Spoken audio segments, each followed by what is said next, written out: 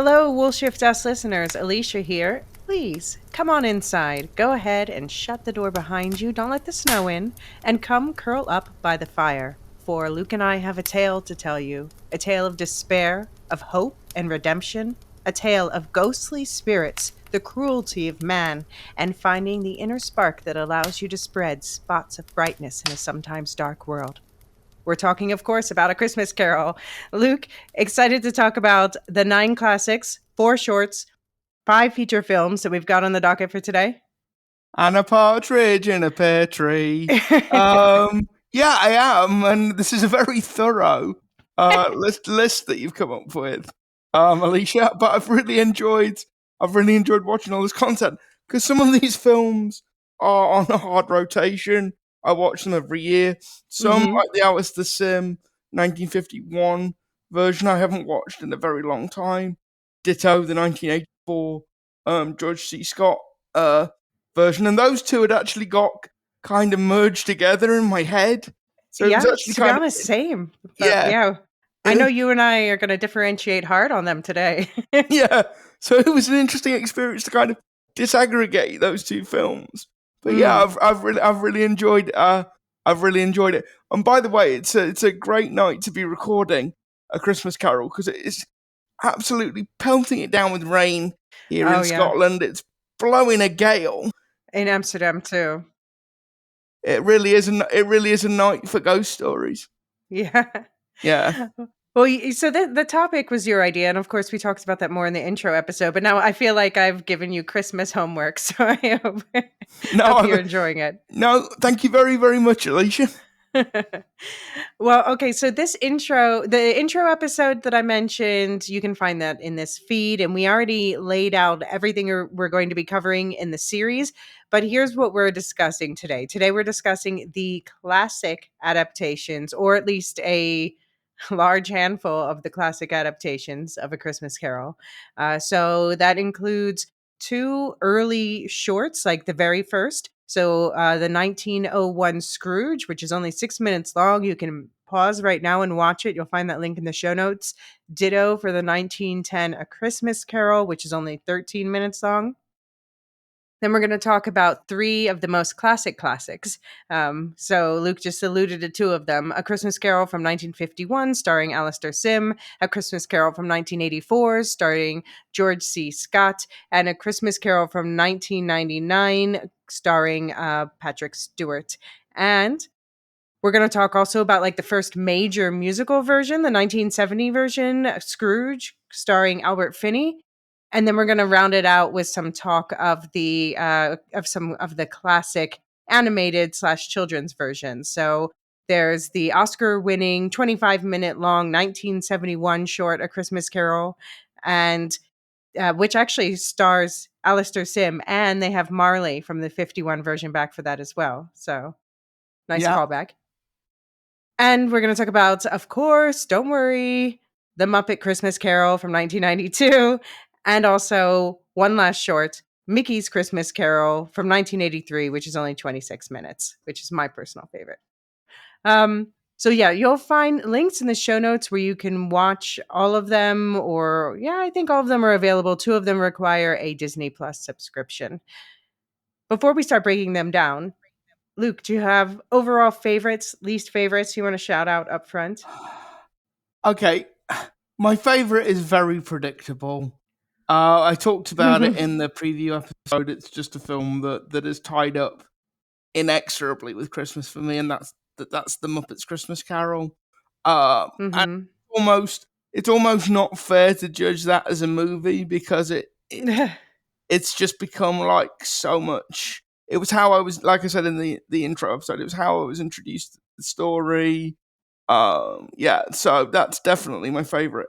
My least favorite, I think, is the 1984 version for reasons we'll get into. It's not Mm-hmm. bad, it's not terrible, it's just not all that good. Yeah. I'm on board with you, I guess, with the least favorite because yeah, it was just I also like I went in really excited for that one, and then it was just kind of like, oh wait, this isn't as good as I remember it. Yeah, and a lot of that is because it's stuff you thought was in that one was actually in Right. the 19. It The was actually in the 51 version. 1951 one. Yeah. And so, yeah, the 1951 one was like my covert favorite that like snuck up and bit me in the favorite butt. But I mean, there's always I have a soft spot for Mickey. That's like I feel the way about Mickey the way you feel about the Muppet Christmas Carol. So, Okay. what's your version of the 1951? What's your like second favorite after My Muppets? second favorite is actually a bit of a controversial one. I'm going for the 1999 Patrick Stewart one. Is that Uh, controversial? well, it's not. It's. I don't think it's considered like one of the classic adaptations I think of so. A That's why Christmas it's on the Carol. list. Okay. But yeah, I mean, Patrick Stewart is a really good Scrooge. The film emerged out of one man show he was Right. doing. He was doing like readings, doing like the proper Dickensian Mhm. readings of A Christmas Carol.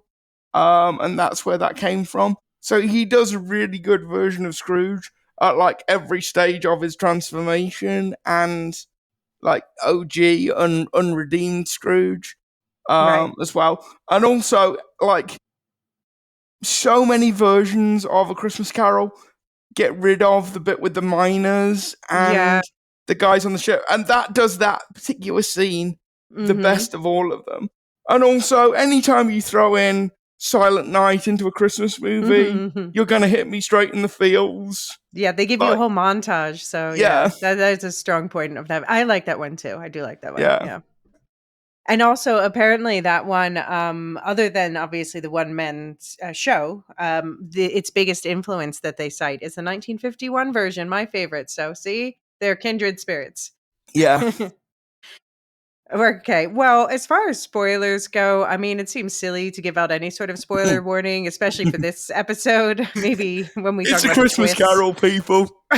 You know how the story goes. If you want to know how the book version of the story goes in detail, that we covered in the book club. So that's for the Supercast and Patreon subscribers. You can find those links in the show notes, and we'll talk more about it at the end.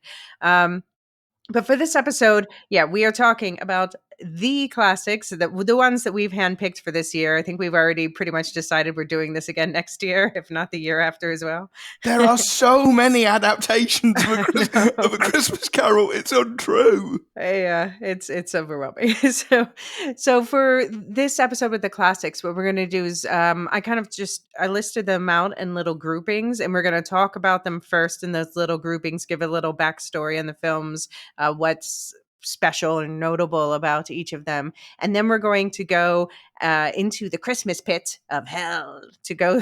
We're gonna pit them head to head against each other and talk about like who is the best Scrooge and following the layout of the novel, we're going to go through one stave at a time. And so for those of you who didn't get to listen to the novella episode, the novella is divided into five staves, and basically he called the chapter staves because it's a Christmas carol, it's a musical, it's a song, so that's why it's laid out that way. We talk more about the musical references in the novella in the book club episode, so you can learn more about that there, but that's also why you'll notice that each of these episodes in this series has some sort of musical reference in the name. And then there's going to be two more episodes coming your way after this one. There'll be a mini episode focused on Dickens, which we're going to compare to The Man Who Invented Christmas 2017 movie, which is a loose telling of his creation of this novel. A lot of Loose. emphasis on the loose there. Yeah. So that'll be a short, quick, light episode, but just to give you a little framework. And then, yeah, we're going to have another full episode like this covering some of the most popular twists on the tale. And we'll talk more about that and exactly what we'll be covering in that episode at the end. And of course, we talked about it in the intro episode as well. All right. So to get into our chosen classics, the first films. Can I ask before we get into this, Luke? I'm one of those weirdos who regularly watches movies from 1900 or something. But I take it this is less your cup of tea in general. So I appreciate you going along on this journey with me. Now, I found it really interesting, actually. Yeah. and it's really interesting how quickly cinema develops both as a technology and as a storytelling medium. So there's actually quite a big difference in like how sophisticated the 1901 version is Mhm. versus the 1910 version. And we Yeah. could have had a version from 1938 as well, which would have been the first Yeah. tour. Well, no, that's definitely on the list for next year. Yeah, That which and 35. Yeah. which would have been the first two talkie versions Mhm. of A Christmas Carol. But I mean, the first one, the 1901 one, isn't a complete story. No, it's part of it's lost. It's only 6 minutes, and it does seem to all take place inside Scrooge's chambers. Like they only seem to have the one Right. set. Yeah. Yeah. I mean, to be fair, yeah, the cameras had to be planted in place. And one of like the coolest innovations where they would have like studios that would actually rotate around to capture the best light. Like there was the Black Maria was Edison Studios, one of the major actually Edison was a studio behind the 1910 version. Oh, But yeah, it was. That's really cool though. yeah. I did not So know that. So yeah, so the very first film adaptation was this 1901 version titled simply Scrooge, aka it's sometimes called Marley's Ghost, and this came out only 58 years after the book was published, but of course a bunch of stage adaptations and readings and all that had been going on before this. But this is the first time it was put on this new developing technology, so they had to figure out the limitations of this new medium. Yeah. So just for context, for 1901 is when this film came out. The oldest film ever is 1895. So this is only 6 years after films had just been started to be made. And the oldest surviving film actually comes from 1888, and that's the Rondé Garden scene by Louis Le Prince. The older one, by the way, is Workers Leaving the Lumiere Factory from the Lumiere brothers, who anyone, if you know about film, you know they're one of the pioneers. Um, and to 1 year after this film was the famous A Trip to the Moon, Georges Méliès film, which is considered the first sci-fi film. Are you familiar with that one? Yes, I've seen that. Yeah. Yeah. Yeah. Yeah. So this is really like at the very beginning. This is one of the ones that's first figuring out the special effects. And it's such a shame that people weren't preserving these films better Yeah, it is. And I've got to say, if you didn't know the story, if you hadn't read A Christmas Carol, it would have been pretty hard to to follow. work out what was going on. Yeah. Well, so apparently this film was another historical moment for it. It was the first use of intertitles, so the titles that appear between the films, but the version that we've seen doesn't have them. Oh, okay. So that would have made it easier to. Yeah. Yeah, Yeah. okay. Mhm. But yeah, so this one, because it's only 6 minutes long, and it used to only be 3.5 minutes, and then they found more of it. So we've doubled the length. But now it ends with Scrooge just falling into a grave, and then so it's kind of like a sad ending. Yeah, There's yeah. no redemption. Yeah. No redemption for you. You're dead. Yeah. Not that Scrooge. So by the way, that Scrooge is played by Daniel Smith. I can't find any other credit to his name than this. But the director was Walter R. Booth, and he was a British magician and early film pioneer. He was famous for quote unquote trick films that led to the first animated film. So his other most famous film is The Hand of the Artist. That's considered the first animated film from 1906.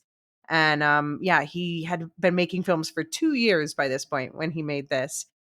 And he worked with producer slash writer Robert W. Paul, who was another legendary, even more legendary film pioneer from England.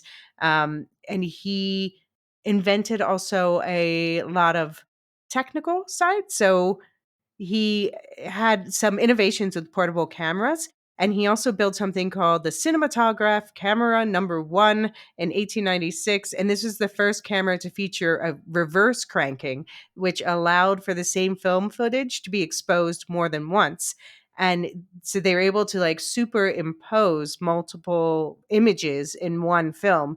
And the first film this was used on was this one, the Oh, for the uh ghosts. exactly. Okay. Yeah. So this is cutting edge film technology on display, what's left of it. Yeah. And he said he actually based it as much on the popular stage adaptation of the time as the original one. The stage adaptation was done by J.C. Buckstone. Well, that makes sense. Yeah. So basically, what they did is they had, and we'll see this pop up. I know you watched the It's Christmas Carol, which I haven't seen yet, but there's this convention that sometimes is used in some of the adaptations where they use one ghost for Yes. yeah, instead of like the multiple ghosts, and that comes from that stage adaptation, basically. Okay. And yeah, they just basically use Marley throughout, which makes sense, to deepen the relationship with that one spiritual entity, I guess. Yeah. Do you have any general thoughts on this one? So I thought it was really interesting comparing this one to the 1910 one, just to see how far the technology had advanced in like a little Mhm. less than a decade. So this one, the 1910 one, does have the intercards, the Mhm. text, and it And also music. Yeah, which is music, arbitrary. the Yeah. music, and it does have this really cool thing where like they change the filters depending Mhm. on whether it's the ghost, like the spirit world, or the actual world. So the actual Yeah. world is in like a brown Mhm. filter, and like when the spirits show up, it goes into a blue Yeah. filter, which I thought was actually Okay. a really cool effect. Yeah, no, so yeah, that's a 1910 one. Just Yeah, before we get into that, just to round out this one, just in comparison, yeah, the 1910 one does, it is interesting to put them side by side because the 1910 one, then you're like, oh, I see what the other one was doing, but you did it better because yeah, even though it's only 9 years later. yeah, and it's um, a more complete yeah, telling of the story as well. yeah, they have more time and the whole film's there. But yeah, the first one, the 1901 one is, it's like fuzzy and silent. And of course, they're like limited by necessities, very few sets. The visions are all that picture within picture thing, and the denouement's cut off. But it was cutting edge special effects for the time.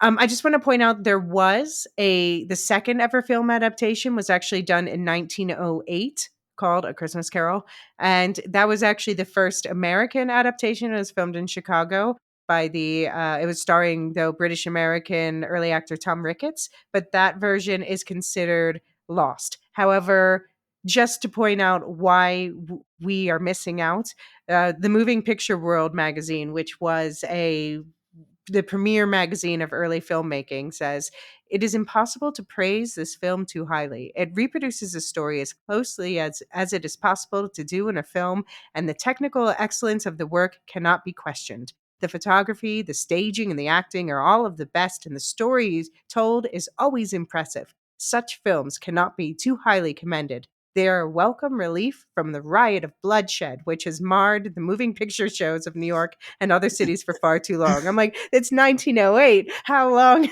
has Yeah, the more things change, the more things change, the more they stay the exactly? same. Even though it costs a fortune almost to prepare such a film, it is quite likely that the public will patronize it sufficiently to make good the extraordinary outlay. Like, yeah.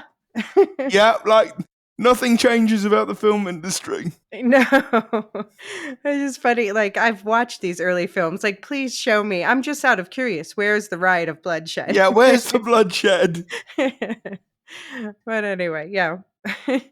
So the A Christmas Carol 1910, that is the first surviving complete film adaptation, 13 minutes, American made, directed by J. Cyril Dawley, who was a former stage actor and prolific filmmaker of the silent era, produced by Edison Studios in the Bronx, as we talked about, and Scrooge was played by Mark McDermott, who is an Irish Australian American prolific stage and screen actor.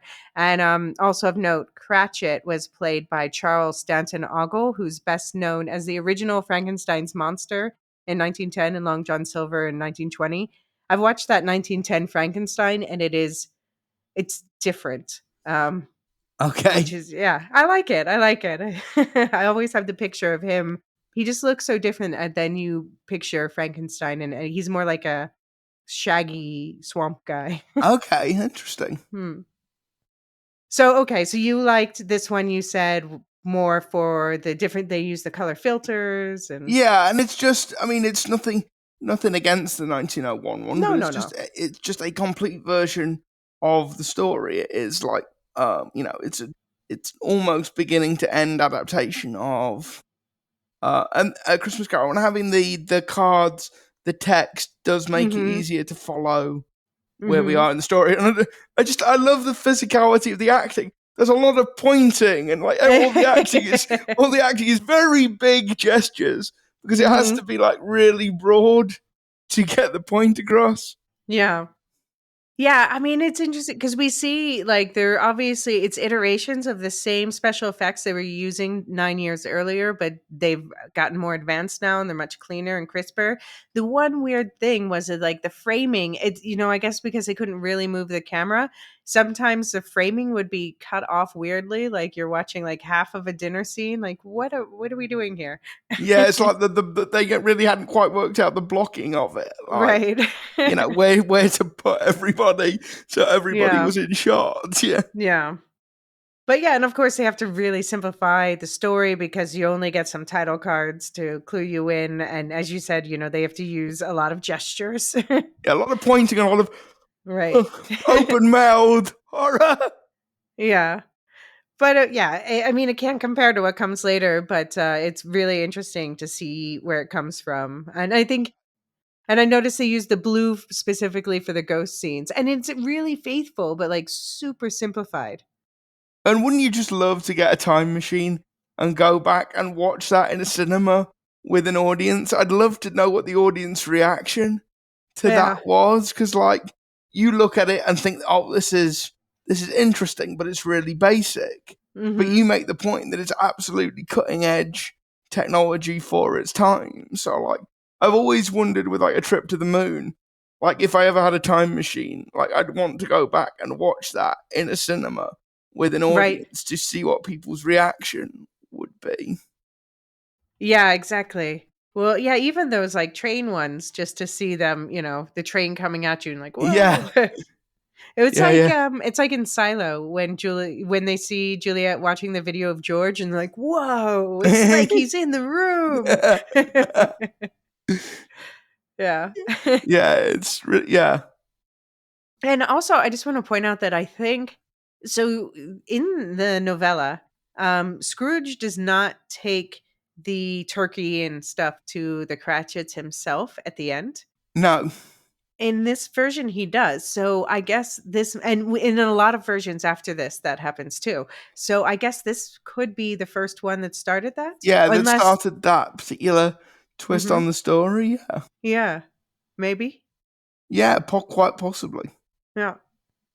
All right. Any last thoughts on the first of Nope. the films? Okay. Nope. Well, that's a good time to take a quick break, and then we're gonna be back and we're gonna talk about the main classics. All right. See you in a sec.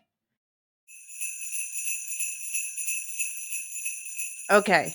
So let's start with clearly the best. Better Certainly the than best live all act, the rest. Yeah, but it's the certainly best. the best live action one. Well, okay, but you said 99, yeah, which is fair too. Yeah. Um, but okay, Scrooge, 1951, directed by Brian Desmond Hurst, who also produced, and he is a filmmaker from Belfast. He's got 30 credits to his name, but this is by far his most famous. And the writer was Noel Langley, who's a South African American novelist, playwright, screenwriter, director. He happens to be one of the three screenwriters, for example, credited for The Wizard of Oz, Oh, 1939. oh, cool. Yeah. Scrooge in this version, iconically played by Alistair Sims, a Scottish theatre actor who appeared in more than 50 films, but he's best known for this for sure. And normally I'm not going to call out the Marleys, but in this case, you and I both agreed this Marley deserves Yeah, the attention. Marley is Jacob Marley in this film. He is just giving it his all. He's got his big acting hat on. I mean, that is like proper Shakespearean. I am emoting. I am hitting the back of the wall. Oh no, he made it big. He brought it home, and it is English Shakespearean theater actor Michael Hordern, Michael Hordern. Yeah, it's just like he completely steals the entire movie, and he's only in it for like 5 minutes. Yeah, I love that dramatic pitch. Yeah. So, Luke, what are your overall thoughts in this film? I really liked it. I thought it makes some interesting choices in terms of what it adds to, because in some ways it sticks very close to the novel. There are Mhm. there are a lot of lines of dialogue that are lifted clean from the novel, but what Yeah. it adds is really interesting. So you see more of the relationship between Mhm. Scrooge and Marley when they were alive. Right. You see them meeting, for example, and Mhm. you see them as business partners committing what has to be said is a pretty blatant piece of banking fraud. Um, and yeah, there's also it's a very short scene, but it's when Scrooge is on his way home and he stops at the inn for dinner, Mhm. and he asks the waiter for more bread, and the waiter goes, "That'll be an extra halfpenny." Um, and Scrooge goes, "No more bread." And like I don't know like quite how pre-decimal currency work, but I do know that a halfpenny is like the smallest Right. unit of currency you could get. So that's just a brilliant little vignette of just Uh-huh. how tight-fisted Scrooge Right. is, that he will deny himself the small pleasure of a bit more bread to Mhm. save a halfpenny. And like Right. it's over in less than a minute. But it's a really good little illustrative bit of just how money loving Scrooge is. Yeah. Yeah, that's what I like about it is also so that is actually one of the because he does in the novella he does stop by a tavern on the way home and that's almost never represented on film. So that is does show why this is a remarkably faithful film, but also at the same time it's very much like it realizes it's an adaptation and it adapts.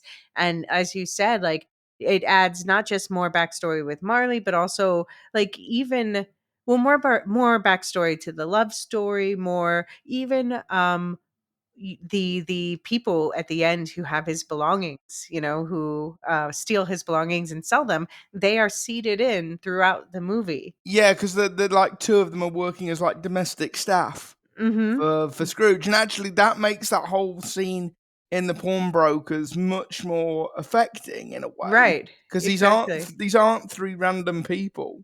These are Right. people that actually took care of Scrooge or managed his household.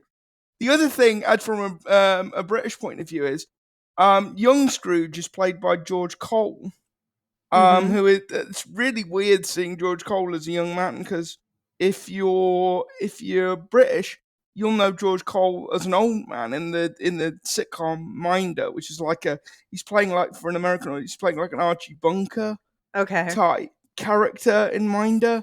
But it's Mm-hmm. really weird to see George Cole as a young man. It's very weird. And the other person that's a bit weird to see is Hattie Jakes, who Hmm. plays Belle, and she goes on to be a comedic actress in the Carry On movies Okay. in the 60s and 70s. Okay. Okay. Well, so I'm surprised that this apparently had a mixed reception at first. It was a box office hit in the US. It was a flop. Sorry, a box office hit in the UK. It was a flop in the US. And Variety called the film a grim thing that will give tender-aged kiddies viewing it the screaming meanies, and adults will find it long, dull, and greatly overdone. Like, damn. I can see where they're coming with the greatly overdone. There is a lot of like Shakespearean, not so much by Lester Sign Sim, me but up. by Yeah. a lot of the supporting cast is very Hmm. stall. It's very sort of I've got my big acting hat on and I'm going to act. So you think that's why it did better in the UK than the US? I think the audience might have been a bit more used to it. Yeah. Also, I think for 1951 is an interesting time in like British history, and particularly the history of British cinema, because it's just emerging from Second World War. Rationing is still a thing, Mhm. and Christmas Christmas in the UK during the Second World War and the immediate post-war period, like rationing was slightly eased at Christmas. Mhm. Rationing was a bit more generous, and also rationing applied to the film industry as well. So there weren't actually all that many films getting made Mhm. in the UK. To actually get the film to make a feature film was quite a long, laborious process. So I think also it may have been due to lack of choice as well, frankly. Mhm. There were Mhm. fewer films in the cinema, in the UK at the time than there would have been in the US. Yeah. Yeah, well, now it's considered a classic. A lot of people call it like the classic. They think it's the best version, but it was definitely it was airing on TV that did it. You know, Yeah, that made it. definitely. Yeah, brought it into people's homes. But the director has always been like super proud of it. He's always been showing it off. Apparently, yeah, the one downside I would say to this one is that the ghosts are less tragic, which I don't that sounds like a weird downside, but there's no mention of Marley having to always wander or the ghost of Christmas present only living for one 12-day night. Yeah. Although it does do a very good representation of Marley showing Scrooge all the other ghosts and them Mhm. being chained together. That was really well done for a film in 1950. Yeah, no, all of the creepy ghosty scenes were great. This Yeah. is one of like the scarier versions, which I say is a good thing. Yes, it is. And Yeah. also, like, Alistair Sim really does sell like terror. You really do Mhm. believe he's a man in fear of his life. Ah, he was made for this role. He Brilliant. was. All right. So next we move on to one. I'm sorry, dear listener, if this one is your favorite. It is not mine, Luke's favorite. We won't linger on it too long. But and there are plus sides which I'll bring up when we get into breaking down the different staves. But it's a Christmas Carol from 1984. This is the George C. Scott version. The director was Clive Donner, who was an editor, actually, of the 1951 Scrooge we just talked about. He was a British New Wave director who also did, by the way, Oliver Twist in 1982, 2 years earlier. So he was definitely in his like classics and Christmas era during this time. The writer was Roger O. Hearson. He was an American dramatist and screenwriter. He was best known for his books of Broadway musicals and also for Pippin. He was nominated for a Tony Award for that one, and also a film called Walking Happy that I'm not familiar with, but apparently that's his most famous one. You don't know it, do you? Walking No. Happy? No. For some reason, I always thought this one was made by the BBC, but it was not. No, it is it was, as I understand it, shown on the BBC a lot Hmm. in the 80s and early 90s. That must be why I think so. I don't remember seeing it on television. I know I'd seen it before I watched it for this show, but I can't remember where or under what Yeah. circumstances. I feel like I watched it in class in school, actually. Okay. But it was a theatrical release in the UK and it was released on CBS in the US. Um, Luke, go ahead. What are your thoughts on this one? I mean, I it's not bad. It's not if you listen to All A Christmas Carol is good, A Christmas Carol. yeah, I'm gonna say you can't really go too. Well, I was gonna say you can't really go too wrong with the Christmas Carol, but then I watched Scrooge today, and boy, can you? Um, but yeah, this is not bad. If you listen to our Christmas special last year, this is not Clarence. Hmm. This is not that I level of loved Clarence. It was so bad it was good again, but bad. no. But I think the thing about this film is it's just miscast.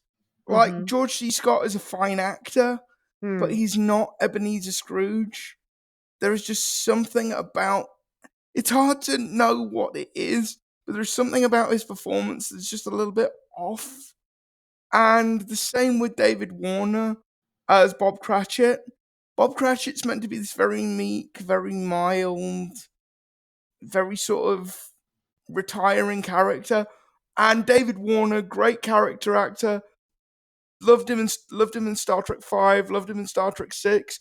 There's a there's a version of Jekyll and Hyde where he plays Hyde Uh-huh. that is excellent, but he is just not Bob Cratchit. He's just not. For a start, he's too bulky. He's too big. He's too Okay. much of a presence to fade into the background in the way Hmm. that Cratchit's kind of required to do. And there's one scene that kind of spoiled the entire film for me, and that's when Scrooge meets Tiny Tim is standing Hmm. outside the window of the counting house, Hmm. and Scrooge actually walks out and meets him. Hmm. He says something like, "What are you doing here?" And Tiny Tim goes, "Waiting for my father," and Scrooge goes, "That'll you'll be waiting a long time." Mhm. And the reason that that whole scene is misbegotten is the whole point of Scrooge is not that he's evil; it's that he's indifferent. He doesn't Mhm. know about Tiny Tim's existence. He doesn't Mhm. know about Cratchit's circumstances. That Right. whole scene makes it look well. No, it doesn't make it look. It shows you that Scrooge is aware Mhm. of Cratchit's struggles and that he just doesn't care about them. Right. And that to me is misunderstanding who Scrooge is and the lessons he learns. Right. Because Scrooge is not an evil guy; he's an indifferent guy. Mhm. Yeah, no, I find him a charmless Scrooge, which maybe sounds weird to say, but Scrooge actually, like the Scrooges that we love, they have a charm, you know? They're grumpy, but you root for them because you see the goodness in them and obviously they come around. That's the whole point. Um it just seemed like in general it was the least charming version of pretty much all of the characters, and it just kind of felt like a more superficial version. Um but I did like the costumes. The costumes are good, very Victorian, very Victorian. The production design was great in general, you know, the settings, everything that all looked good. But overall, it didn't live up to my memories. It was rather stagey, like, and that's, you know, I don't mind something. This is ripe to, it should be recall a stage production to a certain degree because that's part of the pedigree of this story, absolutely, from the beginning. um but this was just not it was like the actors were just going through the motions without minding the emotional depths of the tale, and I just felt like the direction was lacking. Yeah, Yeah. I think that's right. And the other thing I don't like about it, and I do think this is where you tell the wheat from the chaff when it comes Uh-huh. to Christmas Carol adaptations, is Scrooge should go on a journey with all four ghosts. His character should change subtly Mhm. throughout the film. It shouldn't get to Ghost of Christmas Yet to Come, and all of a sudden, like that's when he has like a Damascene conversion to being a Mhm. good guy, because it shouldn't be about try. Scrooge's conversion shouldn't be about trying to avoid a bad death. It Mhm. should be about living. It should be about living a good life. Yeah. Yeah, and it does feel like this one puts like a lot of weight for the redemption on the Ghost of Christmas Yet to Come. Like Uh-huh. he's arguing backwards and forwards with the Ghost of Christmas Past and the Ghost of Uh-huh. Christmas Present. He's actually he's actually trying to engage them in a dialogue about why he's right and they're wrong. Mm. And then when it gets to the Ghost of Christmas Yet to Come, that's when you get the turn into he's going to change, and that to me is the wrong way of looking at it. The change should come gradually over the entire course Yeah. of the evening. There are some positives that I have, but I'm gonna save them for where we're talking about the staves Yeah, side by side. But for now, let's move on to one that you and I both liked a lot better. So yeah, apologies to the 1984 fans. I will say some nice things about it, I yeah, promise. well, But for now, yeah. There are good things in there. yeah. But for now, one that we are more positive on, the 1999 A Christmas Carol, directed by David Jones, who's an English director, especially of theater. And it was written by Peter Barnes. He is an Olivier Award winning playwright and screenwriter. He's best known for the play The Ruling Class, which was made into a 1972 film, which Peter O'Toole received an Oscar nomination for. And this Christmas Carol was one of his last productions. Scrooge in this one is iconically Patrick Stewart. And I want to call out that Bob Cratchit is played by Richard E. Grant, who I also adore. By the way, did you watch the franchise on Did I watch? HBO? Oh, you might, No. yeah, you might enjoy that one. It's like a parody of the like making Okay. Marvel films, basically. Okay. Yeah. But anyway, yeah, this was actually filmed for TV for TNT. Although I have to point out it's technically a Hallmark production. Yeah. It's weird. It's in that brief window of time because I go down a Hallmark rabbit hole every Christmas. I find Hallmark to be endlessly fascinating as like a production company. There's a brief window of time at the end of the 90s, beginning of the noughties, where Hallmark decide they want to make TV, but Uh-huh. they haven't settled on the Hallmark formula yet. Mm. So you get these kind of a lot of them More, are yeah. sort of classic tales Mhm. adapted, but you do get this kind of much broader palette Mhm. of made for TV movies where they're clearly trying to find their métier. They're clearly trying to Right. find the formula, but they haven't quite got there yet. Mhm. Yeah. Yeah, Yeah, and as you mentioned, this happened because of the success of those one-man shows that Patrick Stewart was putting on in London and on Broadway of this story. So that basically made it happen. And then they cited the 1951 film, the Alistair Sim film, as a primary inspiration. So, Luke, why do you like this version so much? I just I mean, it's a good version all the way through, but when we're Hmm. doing the comparison, I think this has the best version of Christmas, a Christmas present Okay. of that stave. I think it has the best version of that in any of the adaptations Okay. we look at. It really does get that sense There's some of strong contenders for that one. yeah, That's one of my favorite ghosts. it really does get that sense of excitement and Christmas Hmm. morning, and like the way it does the Cratchits Hmm. Christmas is really really good, and the way it goes to nephew Fred's Christmas that's really well staged. It looks incredibly inviting. They do the thing with the poker and Hmm. the mulled wine and sticking the poker in, and Mhm. yeah, there's a very um, Fred, Sc- uh, Fred Scrooge is played by a very, very young Dominic West, Mhm. as well, which is Yeah, true. Good one of the point. earliest roles I've seen. Man, Yeah. yeah, Yeah, this is a super faithful it adaptation. is. Although sometimes it does make it feel like it's speed running through the book plot, but it does also like pause and take the time to add extra poignancy and depth to certain moments. The casting is obviously really good. My great love is still the 1951 version, but I really like how this one leads into the funny asides from the novella, which you and I talked about in our novella episode. Yeah, Um, it even yeah. does. It even has Marley's funeral, and it even Mhm. has the dead as a doornail. Right, It even exactly. has the whole dead as a doornail sort of Right. skit. Yeah. That's how loyal it is to the Yeah. novella.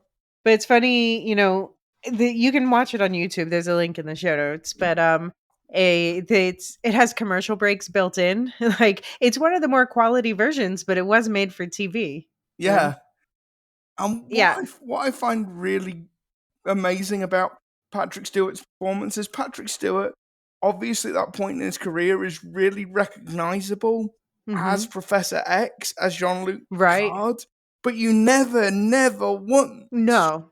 Think about that. no, you never once think about that. Yeah. Yeah. What do you think of the special effects in this one? They're not its strongest point. They're not its strongest I suit. mean, they look a little dated, but they're kind of charming in that way. They It are. adds charm. It places it at a moment.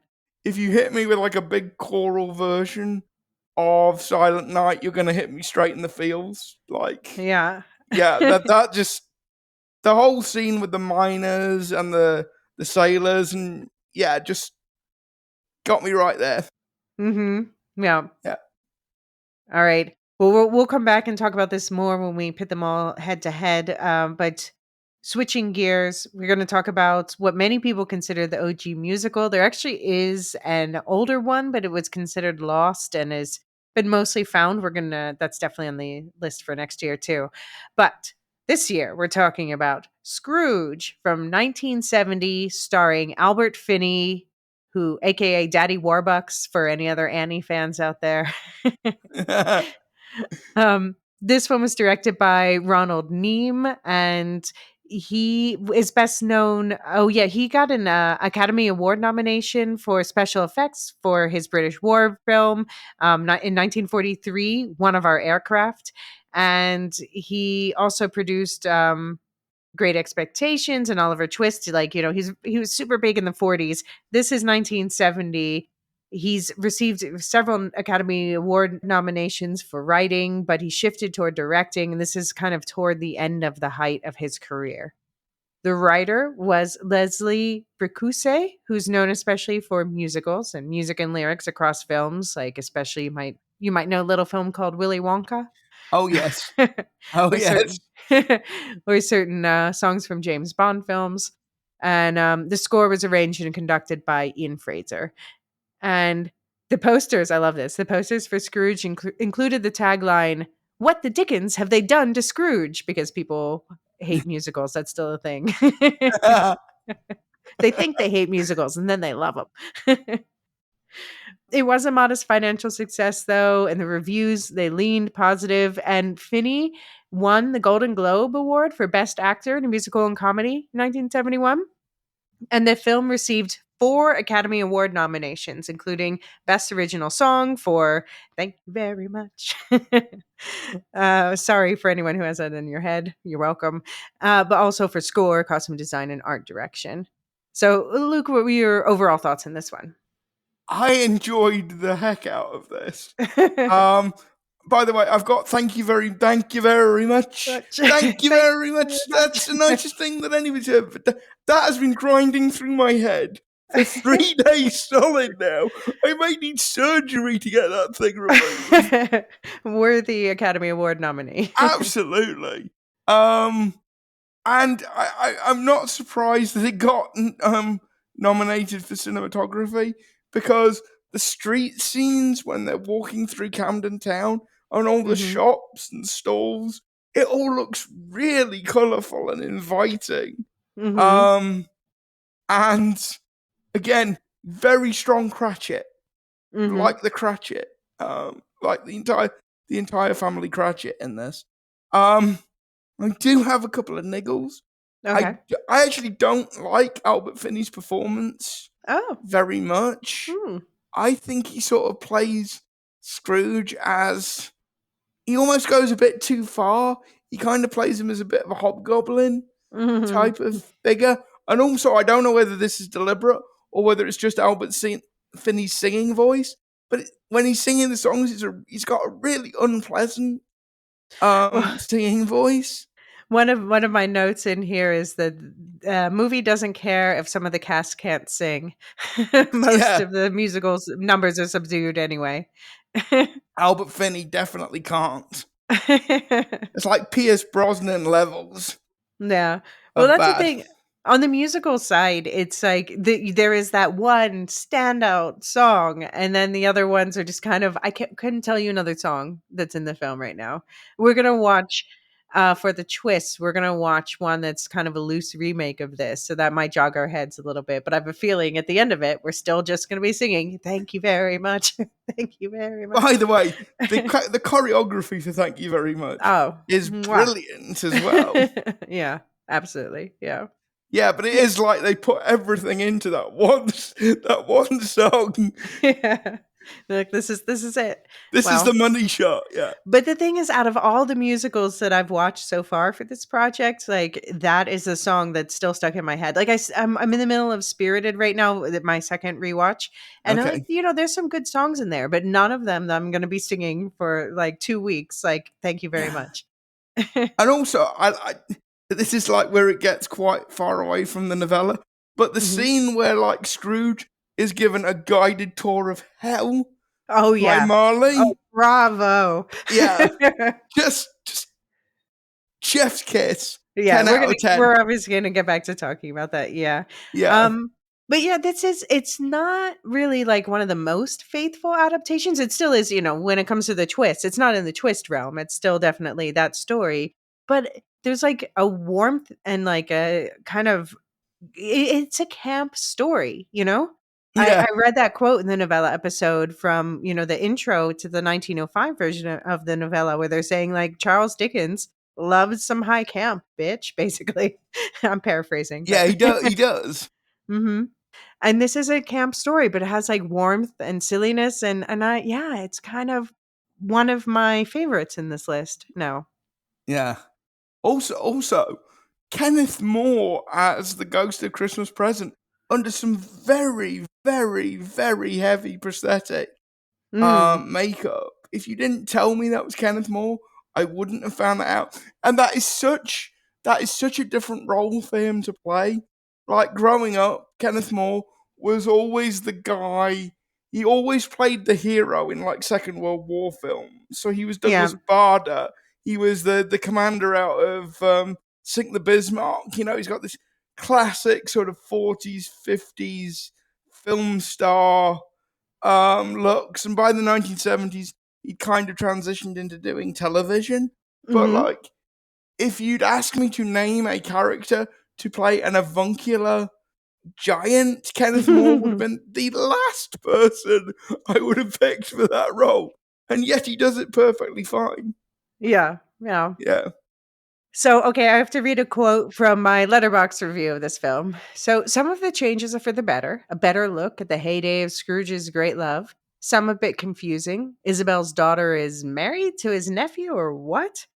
Some outright ludicrous. I'm pretty sure Scrooge's over the top generosity at the end bankrupted his business in a single day. But it all works somehow in this fuzzier, dancier alternative to Scrooge reality, and the Hell Sequence edition was an inspired choice. But also, don't you just love the fact that in Thank You Very Much, Scrooge has completely got the right end of the stick? And yeah, Yeah. What did you think of the animated opening title sequence? I quite liked it. It was Yeah. different. It was hand painted, and it was done by Ronald Searle, who is a famous British illustrator. And just to quote art of the title, they said, as is often the case with Searle's illustrations, the forms jump and squiggle into shape, the strokes loose and sprightly. In each scene, swaths of color and life pour out, while snowflakes dotting the brush strokes. The illustrations later appeared in the book Scrooge by Elaine Donaldson, published in 1970. So, yeah, it was a strong opening. I mean, I think, yeah, it holds a place in the cultural zeitgeist as like the first remembered musical, even if it wasn't technically the first musical version. The other songs are not so memorable. I do notice they make Scrooge more angry rather than indifferent to start. We're Yes, going to talk about that a lot. It was also very dramatic. It was a musical, but there's a lot of wire work for the actors, so I feel like they're feeling out like the extent of their technology. I love the fact that to emphasize the point that Scrooge loves money, he literally goes to sleep with a little purse. He literally Yeah. goes to sleep with a little purse hanging In around case his you missed neck. it. Yeah. Yeah. But this one, yeah, it is beloved. So in 1992, they made a stage version called Scrooge the Musical. And as I said, next in the Twists episode, we're going to talk about a more recent remake, the 2022 Scrooge A Christmas Carol, which is an animated film on Netflix that is a loose remake of this, but adds some sci fi time travel I've got elements. to say, I've been listening to the original cast recording of that 1992 stage play. Mm, And if let me put it this way: if I ever get a chance to see that on stage, I will definitely take it.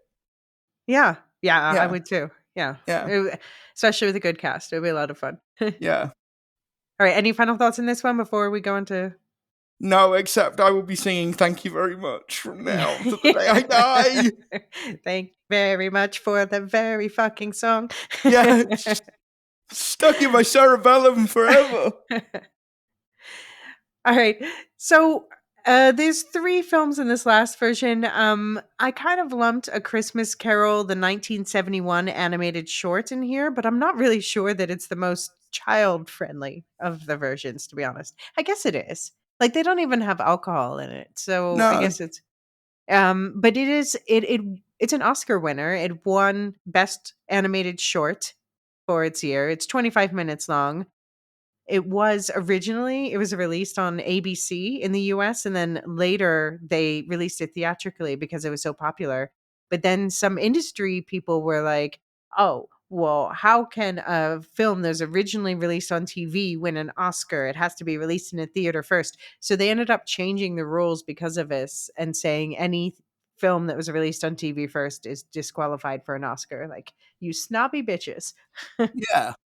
Hmm. By the way, like in the UK, this used to be on like hard repeat on the Oh, yeah. BBC when I was a kid. Like, Okay. and I think it had been for at least a previous generation, because if you look on the YouTube comments Hmm. underneath it, you have like tons of people going, "I remember this. This was on Christmas." Yeah. Well, to be fair, it's probably well free to show. It's readily available on YouTube. You can find the link in the show notes. Yeah, it was one of those things. You had this, and you had the Raymond Briggs Snowman Hmm. animated short as well. But Yeah. yeah, like actually sort of rewatching this is almost was I did rewatch it, but it was almost kind of pointless because I could tell you what happened in that beat for beat without having needed to watch it. Basically, Do you consider it a scary adaptation? it did scare me when I was a kid, but then again, Hmm. most things did. Hmm. So Yeah, I never watched it as a kid. This was my first time watching it, so yeah, I can see though where that comes from. yeah, So the director was Richard Williams. He was the animation director on Who Framed Roger Rabbit. Maybe you've heard of that one. And he won 2 Academy Awards for that one, and obviously he won the Academy Award for this one. And the only writer credit on this one is Dickens. So they're basically saying like we are being super faithful. well, you kind of are, but it's only 25 minutes long. Exactly. So What are you going to do in 25 minutes? yeah, Um, but I should credit that the art style is a lot due to Ken Harris, who is credited as the master animator. And he's part of like, there's a whole cadre of Looney Tunes and WB alumni working on this film, and he's one of yeah, them. But most notably, they brought back Alistair Sim as Scrooge and Michael Hordern as Marley, aka, the two actors from the 1951 film. But they were totally different in this one, I thought. yeah. What do you think? Well, let's put it this way: you can definitely tell that Alistair Sim was like 30 years older. This is much more an Mm. old man's Mhm. performance than the 1951 one. And yeah, Mhm. they'd clearly taken Michael Holden aside and told, tone it down, tone it down. No.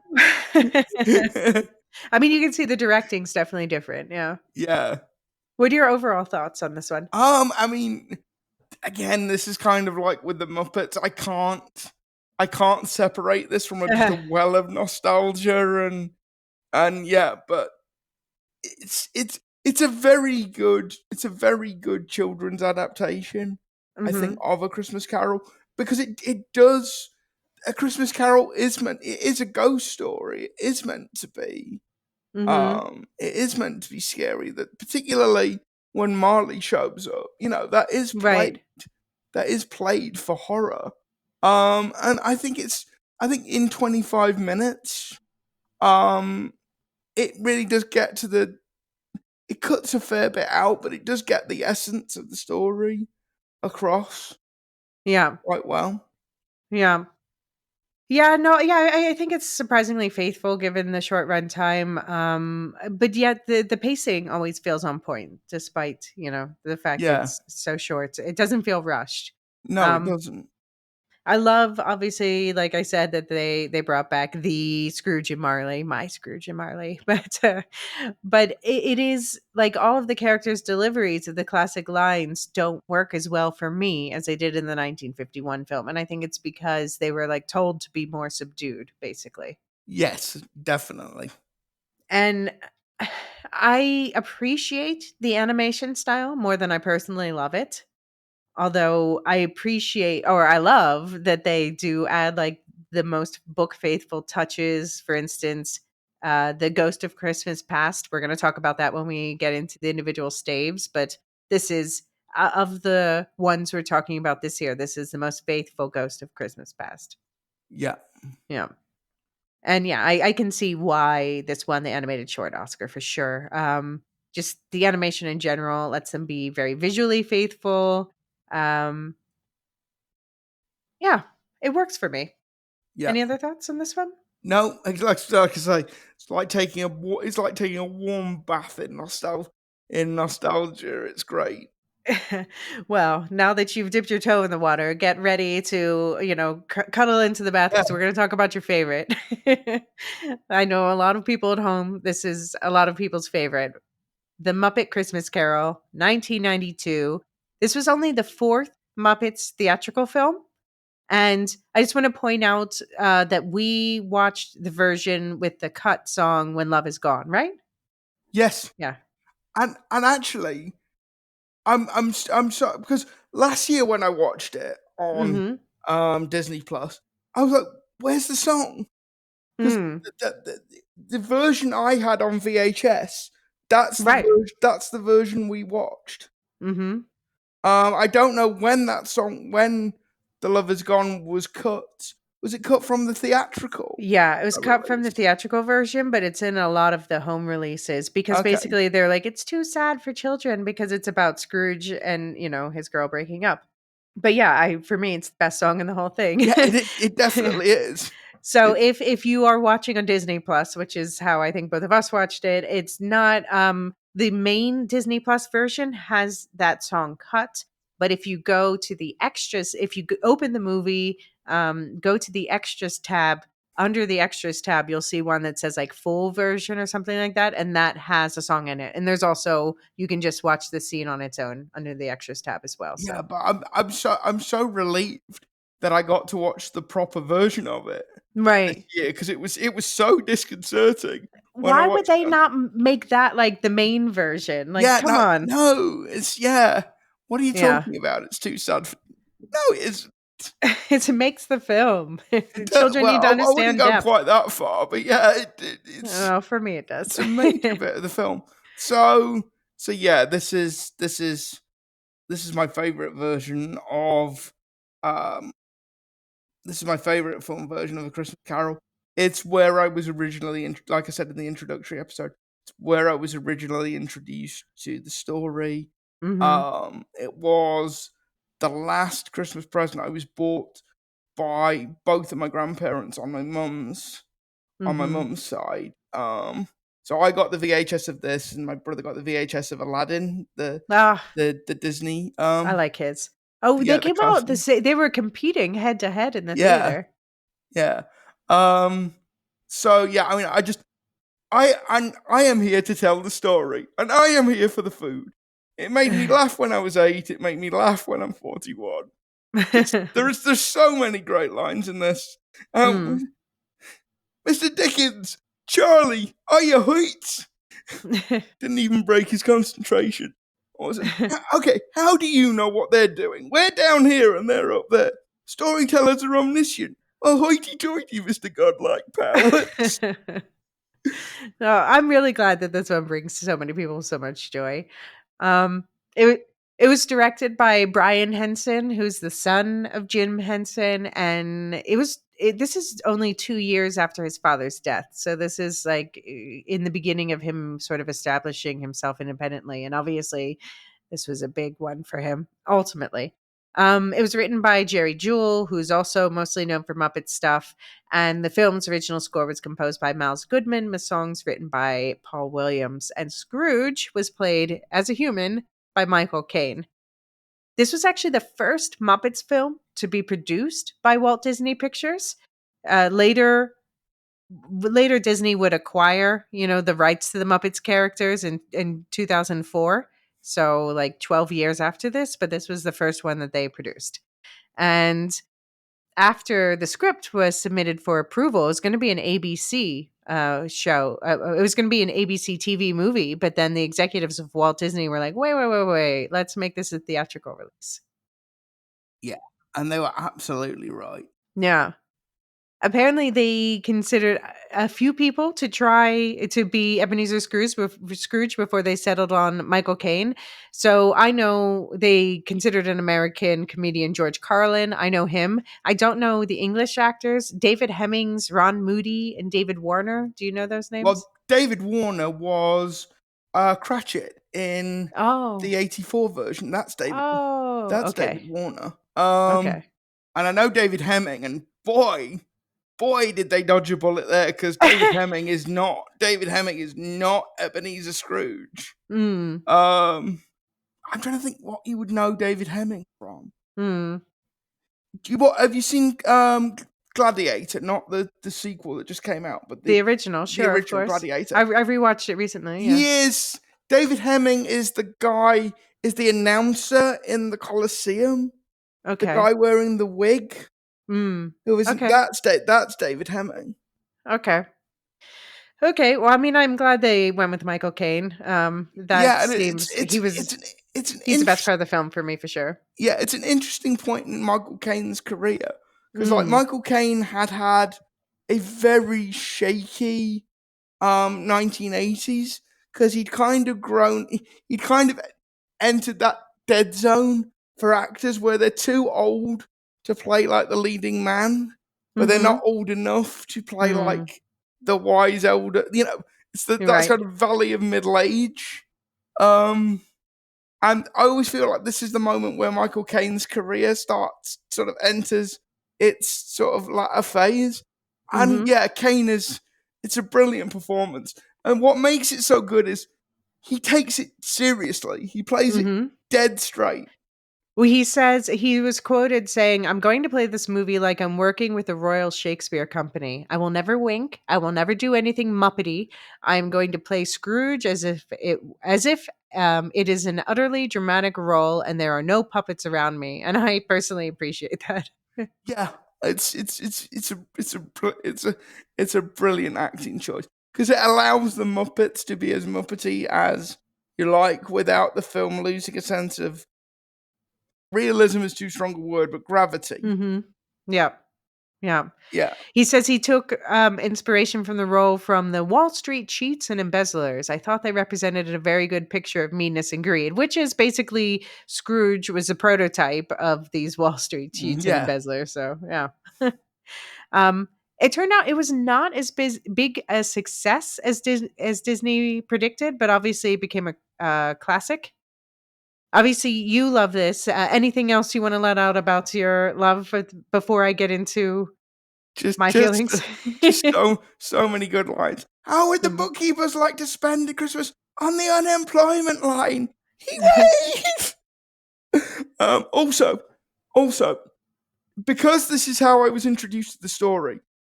When I first read the novella, I was like, "Oh, there's only one Marley.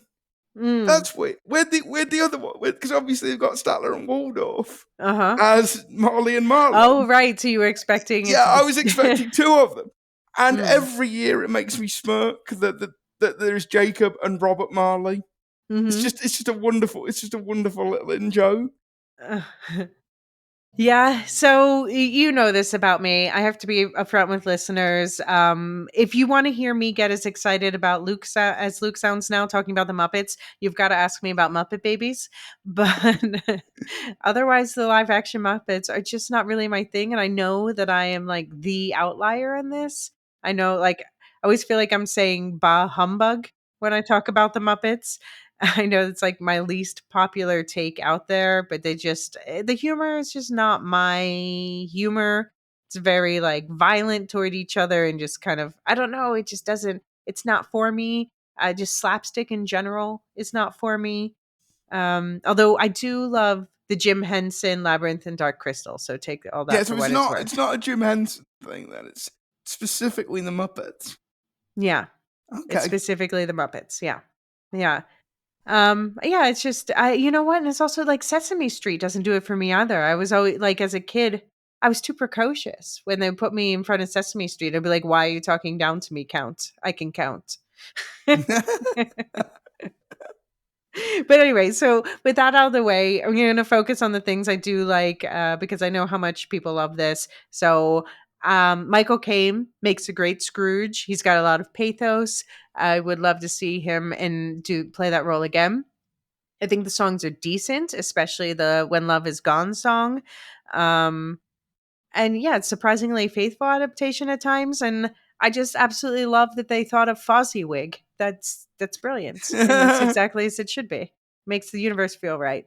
Yeah, the love is gone is fine. I like the song at the end. With the Isn't that's a reprise of When Love no, Is with a Gone? thankful heart. With I think it is called With a Oh, Thankful Heart or something. But okay. where they're sort of parading to Bob Cratchit's house at the Okay, end with the turkey. maybe I don't remember. I I mean, like I that. know there was a When Love Is Gone reprise There at is a the end, but I reprise, thought it but was, yeah, yeah. no, there's a song just before that which I Mm. really like. So, by the way, did you know that they were going to use as the ghosts? They ended up like kind of inventing new characters for the ghosts because they wanted to like make, keep it more faithful and make the Yeah, ghosts creepy. But they were considering using the established characters as the ghosts at first. So they were going to have like a Robin the Frog. Who's Robin the Frog? don't know.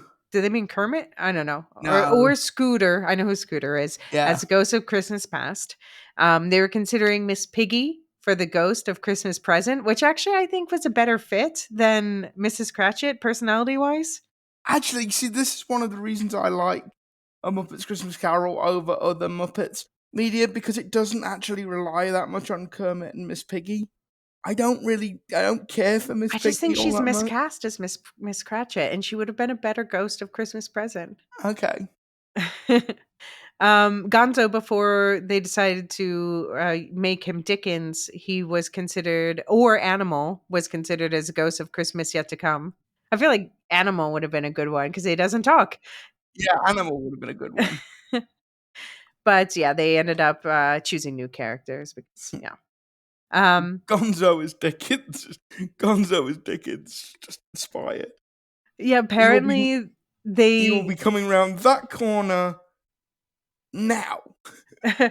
apparently they chose Gonzo as Dickens because Henson thought it was the least likely character to play Dickens. Yeah, no, it's just brilliant.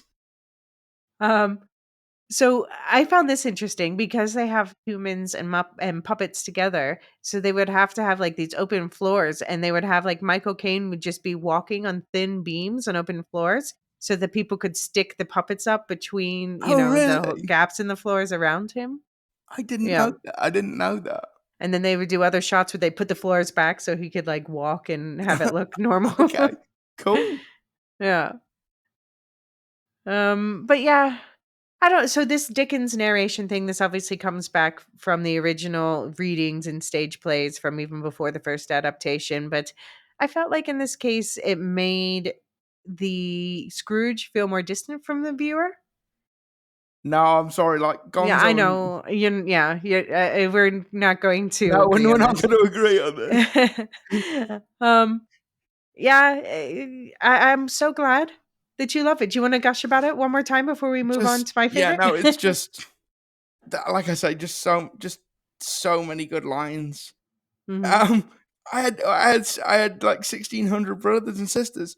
You're right. Rats don't really don't understand these things. And also Sam the American Eagle, like, it is the American way. It is the British way. Yeah, that was a This- good one. yeah, this is the thing. All Yeah. these lines made me laugh as a kid, and they still make me laugh as a 41-year-old. And that is Mhm. a very rare thing, possibly Mhm. unique, to be honest. Mm. Yeah. Yeah. No, that's fair, that's fair, that's fair. I feel that way about Mickey's Christmas Carol from 1983. And, that one, it's also a short. It's only if you watch it on its own without the other shorts it's sometimes packaged with, it's 27 minutes. 3 of those are opening credits. By the way, it's available on Disney Plus, but not in the EU for some reason, so annoying. It was directed by Bernie Mattinson, and Mattinson, he worked at Disney from 1953 until he died last year in 2023. So more than 70 years. He was there until he died at the age of 87. He was the longest serving employee in Disney history. Good grief. Oh, good for him. Good for him. And he also co-directed The Great Mouse Detective, by the way, which was a favorite of mine growing up too. Um, I'd never seen this. This was you'd brand never new. seen this one. No, What? this was brand new to me. Okay. I would say for the writers, there's literally 7 people credited. Scrooge is obviously Scrooge McDuck, played by Alan Young. This was made for, like, literally, they called him Scrooge McDuck. They had to make this Yeah. film. And it was nominated for the Academy Award for Best Animated Short Film, but this one didn't win. So, what were your overall thoughts on this one? First watch, I can't believe it. See, I was never very big into Disney Mm-hmm. as a kid. I always preferred the Warner Brothers Looney Tunes Mm-hmm. cartoons, and I always thought, even as a kid, that Mickey Mouse had an annoying voice. Hmm. Um, but I did really, What do you yeah, mean? but I did quite enjoy this. I obviously Scrooge McDuck is literally Scrooge. Mm-hmm. Um, and yeah, and also I like Jiminy Cricket as the Ghost of Christmas Past. I thought the Ghost of Christmas Present and the Ghost of Christmas Yet to Come kind of get a slightly short shrift I in this mean, they always get adaptation. less, but yeah. All right. Are you ready to hear me gush about A I am Christmas ready to Carol hear you by gush. Yeah, Dickens? So, I mean, I think that it's probable that this is the first version of the story that I was exposed to. Um, because I was definitely a Disney kid growing up. And after now watching a bunch of other versions and reading the book, which I probably read in high school, but this is like the first time I really remember of it. I just and now I appreciate it all the much more as an adaptation. It's also it stands alone well as a piece for children, probably more than adult, but I still appreciate it as an adult. Um, but also just the way that it keeps to the story while it does have to condense it intensely because it's only like 25 minutes long. So I do find it interesting that there are a lot of people, including myself, who misremember this as a feature film instead of a short. And this could be because it was packaged often in an hour-long version with other shorts, but I think it also just shows like how well it conveys a full story despite cutting down the scenes. yes. I mean, rather like the 71 animation, it gets across the spirit of the story. Mhm. Well, the only sort of uh, slightly odd choice I thought was had to have Goofy as Marley? Oh no, Marley. come on. Goofy is Marley. That's my Marley, man. Really, Like really? think of him next to the 1951 version, like camp. Yeah, I suppose there is the same High kind camp. of high camp. Yeah, Hmm.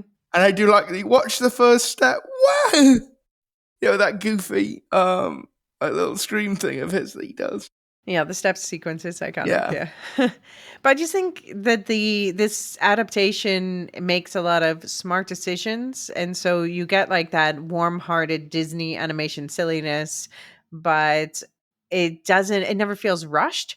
So, like, I think that it was a good idea, for instance, we'll talk about this more, but the fact that they, combine the different Christmas future views into, like, one cemetery scene, like yeah, it's a way to keep the pace good, but keep the pace on point, but also convey the complexity of the different situations that are coming to a conclusion there. yeah, So I also think it's interesting to look at this not only as an adaptation of the book itself, because it takes almost no words directly from the book, which makes sense because it's speaking to children, so it paraphrases everything. Um, but it's an adaptation of the previous adaptations, which is a concept I brought up. But I noticed, for example, like the Albert Finney musical that we were just talking about a few minutes ago. It seems to be really influential in this one. I'll point out some of the things as we go through this as well. But I think it's one of the less faithful classics just because of its length, but it's maybe my favorite. yeah.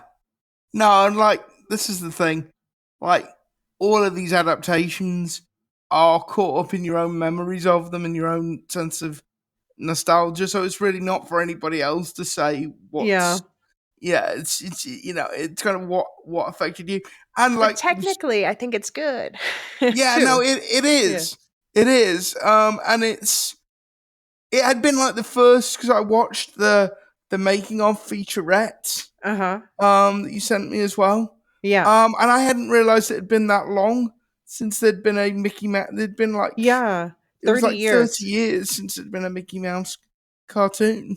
Yeah. So this making of featurette is called The Making of Mickey's Christmas Carol. Yes, very logically named. And it's only 24 minutes and you can find it on YouTube if you want to watch it yourself, but it was made 1 year after the movie, so 1984. So it's still like this 80s time capsule, very charming. Like they have Yeah. Jiminy Cricket there as sort of the go-between. I've got to say, I was expecting, "Hi, I'm Troy McClure. You may remember me from such infomercials as."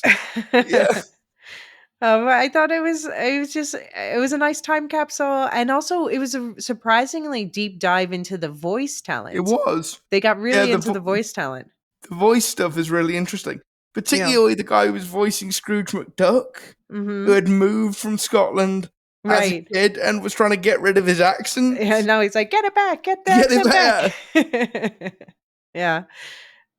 Yeah, so I learned some fun facts, and it's like, yeah, that whole thing about it being Mickey's first movie in 30 years, but also I don't know if I knew that Daisy Duck used to be called Donna Duck at first. That was her No, first I name. didn't. No, I Yeah. didn't know that either. And I appreciated at the beginning, they have Jiminy Cricket and they're like, Jiminy, get Mickey and his gang, enjoy yourself, but watch the budget. Wah, wah, wah. I love that they just put that into the making of. Yeah. But yeah, Scrooge McDuck, by the way, created in 1947, so it took nearly 40 years for them to finally give him his namesake role. I gotta say, I was a big fan of DuckTales Yeah, me as a too. kid. Yeah. DuckTales. Woo. Yeah. Yeah. I always wanted to dive into the big vault of money. That looked like fun. Yeah. Yeah. Yeah, and I mean, I thought all of them were well cast. We'll talk about it a bit more as we go through, but I just love this one. It's just a really nice, like, I feel like every year I should watch this one and the 51 one. Yeah. There's just something about those adaptations that just make you feel like everything is right with the world. But there's hope at least. Yeah. Yeah. All right. Any final thoughts on the initial impressions of the movies overall? No, except to say there are so many we could have picked Yeah. and didn't. Like we could have been at this for like 5 hours if we'd wanted to be. Well, I mean, we are definitely going to do it a reprise next year. No question. Yeah. I may have already made a preliminary list that I'll share Oh to you. crikey. I mean, it was just part of making this list, you know?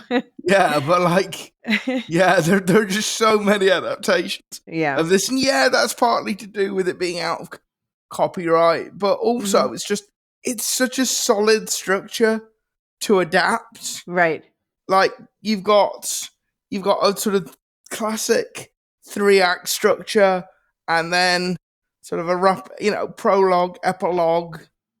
And yeah, it's just like it's a 4 chords of pop Mhm. thing. You've got this basic structure that you can then play around with and add stuff on and take stuff off, Yeah. and it's incredibly adaptable. And also reminds me, for some reason, it was reminding me of like the like 4 flavors people want. Was it like fat, heat, salt, sweet, or something like that? Yeah, an umami which doesn't Yeah, actually exist. yeah. Well, that's fat. That's fat. Okay. But yeah, it's like that in films. It has the ghost story. It has the redemption arc. It has it's got something for everyone. It brings together all the different things, and obviously from its inception, musical elements are built into. So, but we're not done talking about these 9 classic versions that we've chosen for this year. We're going to put them head to head, talking through stave by stave some of the most iconic moments right after a quick break.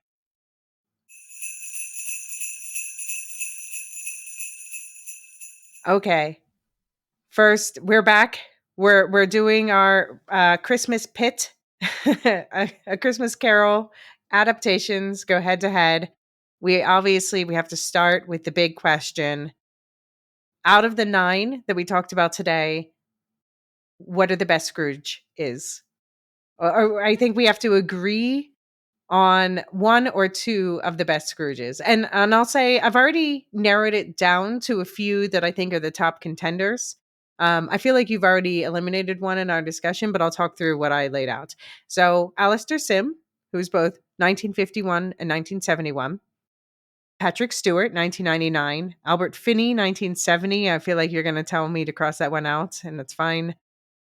Scrooge McDuck, 1983, and Michael Caine, 1992. So you Yeah. go ahead, eliminate one. Well, I think the easiest one to eliminate, and this is no surprise based on what we said earlier, is George C. Scott. Well, okay, but I mean, of this, I already pre-eliminated him, but on Okay. this list, Of this, probably Albert Finney. yeah, I Um, figured. it's an odd portrayal of Scrooge. He almost Hmm. plays him as kind of But I he like almost it. plays him as kind of like a hobgoblin, and it's kind of He not was quite. 35, so he played Yeah, the young version and the older version, and I like that. I thought he was yeah, versatile, but yeah. no, It is, but it's just it's too much. The evil yeah. Scrooge is too evil. Mm-hmm. Yeah, Oh man. Okay, so now I have to eliminate one, and I can't. you gotta pick somebody, I Alicia. gotta pick somebody. Damn. Okay. Oh, this is ripping my heart out. I'm going to go with Scrooge McDuck. He's literally called Scrooge. Okay, I'm undoing it. I'm going with Patrick Stewart then. That's harsh. Okay, I'm undoing it. I'm going it with Michael Caine then. See? There are no Okay, winners. okay. There are no Yeah, Okay. I mean, I'm sticking with Michael Caine though. okay, okay, okay, Now you have to pick one. okay. I've got to eliminate another one. Um, in that case, I am gonna go with. I think I'm gonna go with Alice the Sim. Oh. Just because there is a lot to like in that film, but Scrooge is not actually the most is not the best role in that film. Oh. It's Marley, and Okay. I really like the guy that plays Cratchit Yeah. in that film as well. All right. Okay. Then yeah, that's down to Patrick Stewart and Scrooge McDuck, and I'm gonna take out Patrick Stewart and give it to the namesake then. Okay, Almost out in the first round. almost. And now he's our official. All right. So let's talk about Stave 1, Chapter 1. It's called Marley's Ghost in the book. And this is basically it's the first meeting with Marley, but also everything that happens in and around the counting house. And I always note that in the book, the song that the carolers sing that he gets mad about, which is usually the song that opens the movies, it was God Rest Ye Merry Gentlemen. But for some reason, they seem to almost always change it. And I don't understand because it's in the public domain. Like, is it too religious or so it's No, often because they often change it to Once in Royal David City, which is just as religious. well, it's often Hark the Herald. So 1951 and 1970, it's Hark the Herald. In 1971, in the animated short, it was God Rest You Merry Gentlemen. Muppets opens with a medley of carols, and the Patrick Stewart one, it's Good King Wenceslas. That's the more secular one. But he Yeah, still again, chases the kids away with a ruler in that, like in the book. yeah. I know. I'm always tracking that now. That's one of the things I always have my eye Okay. on. Did you notice no adaptation has in the novella? Bob Cratchit, he can't even really afford a good winter coat, so he Yeah, like, he's wearing like a comforter. He's wearing a blanket. yeah, he's like strapped a blanket to himself, basically. And I don't think I can think of a single adaptation that's done that. So if anyone No, else it would knows, look kind of silly on screen. It would look like it was too much. yeah, hmm, hmm, yeah, and there's some different openings. That's like, for instance, in 1951. They start elsewhere. Yeah, it's fine, it makes sense. I also brought up previously that they often say that the nephew married against Scrooge's wishes, which makes no sense. In 1951 commits that sin. That's my cinema sin. Yeah, it's not um that he marries against Scrooge's wishes. He just yeah, marries because he marries. Like Scrooge is not involved. Right. And Scrooge is Scrooge just think, like, why would you get married? yeah, Not Scrooge is like, like, why would you marry her? There's yeah, nothing no, about Scrooge just her. doesn't like the whole institution of marriage. Right. Yeah. Yeah. He's bitter because it didn't work out for him. Yeah. Spoiler alert that you should know. um, and you already brought up the 1984 Scrooge running into Timmy in that opening sequence outside the shop. Like, that didn't work for me either. It just made him look more mean and weird. Yeah. Yeah. Yeah. Um, I do think that the 1991 was particularly good in this opening. We got that full on Dead as a Doornail riff at Marley's funeral, as you said. Yes. We also get they talk about Dutch tiles, which obviously catch my eye because it's like for anyone who doesn't know, they're like Delft Blau, Delft Blue. They are basically their imitation of Chinese tiles, but for hundreds of years, the Dutch have been doing Dutch landscapes in this blue paint on white tiles. Very characteristic. I happen to just really love the look, and they actually showed that like where he's hallucinating and seeing animations in those.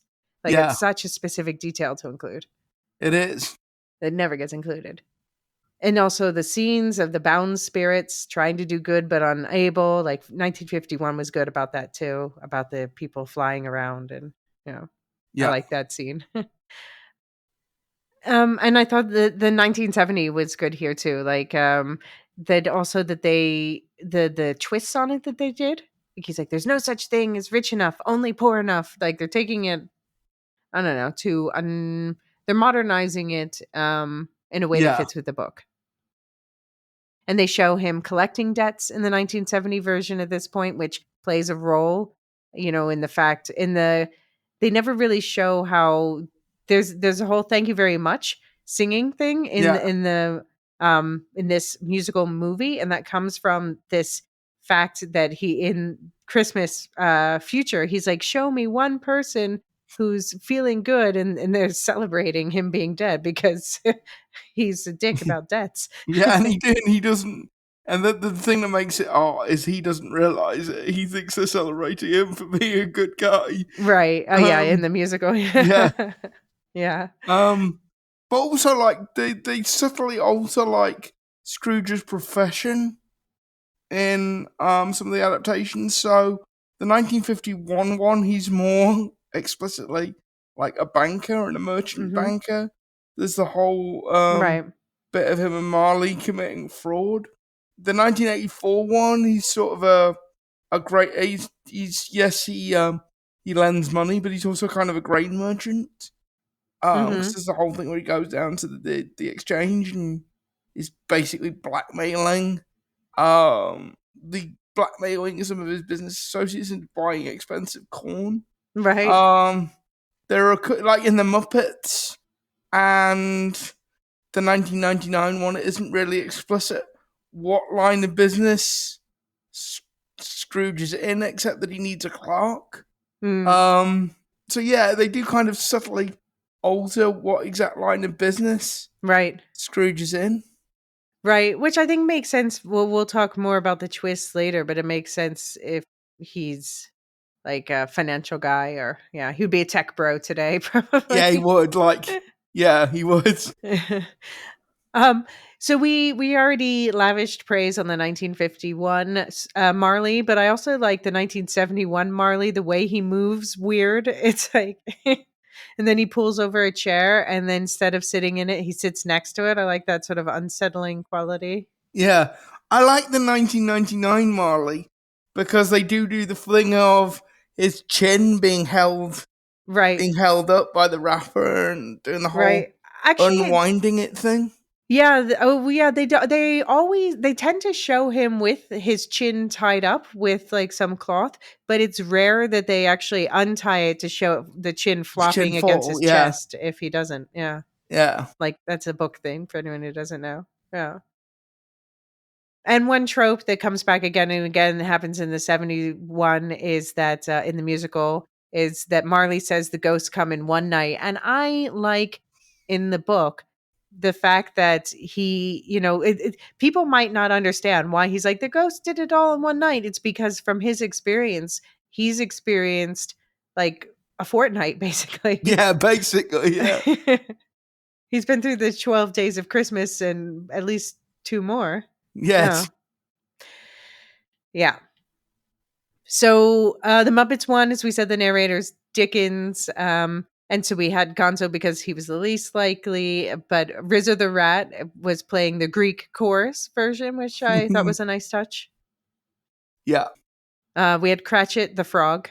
yeah. um, I was bothered by the extra rats in the counting house to help. All of our assets are frozen, ha ha ha. But and I thought Kane was a little too mean spirited to start. But I know you're going to disagree with me, so that's No, fine. Kane might be a little bit too mean spirited to start, but I just love that. How would the bookkeepers like to spend Christmas on the unemployment line?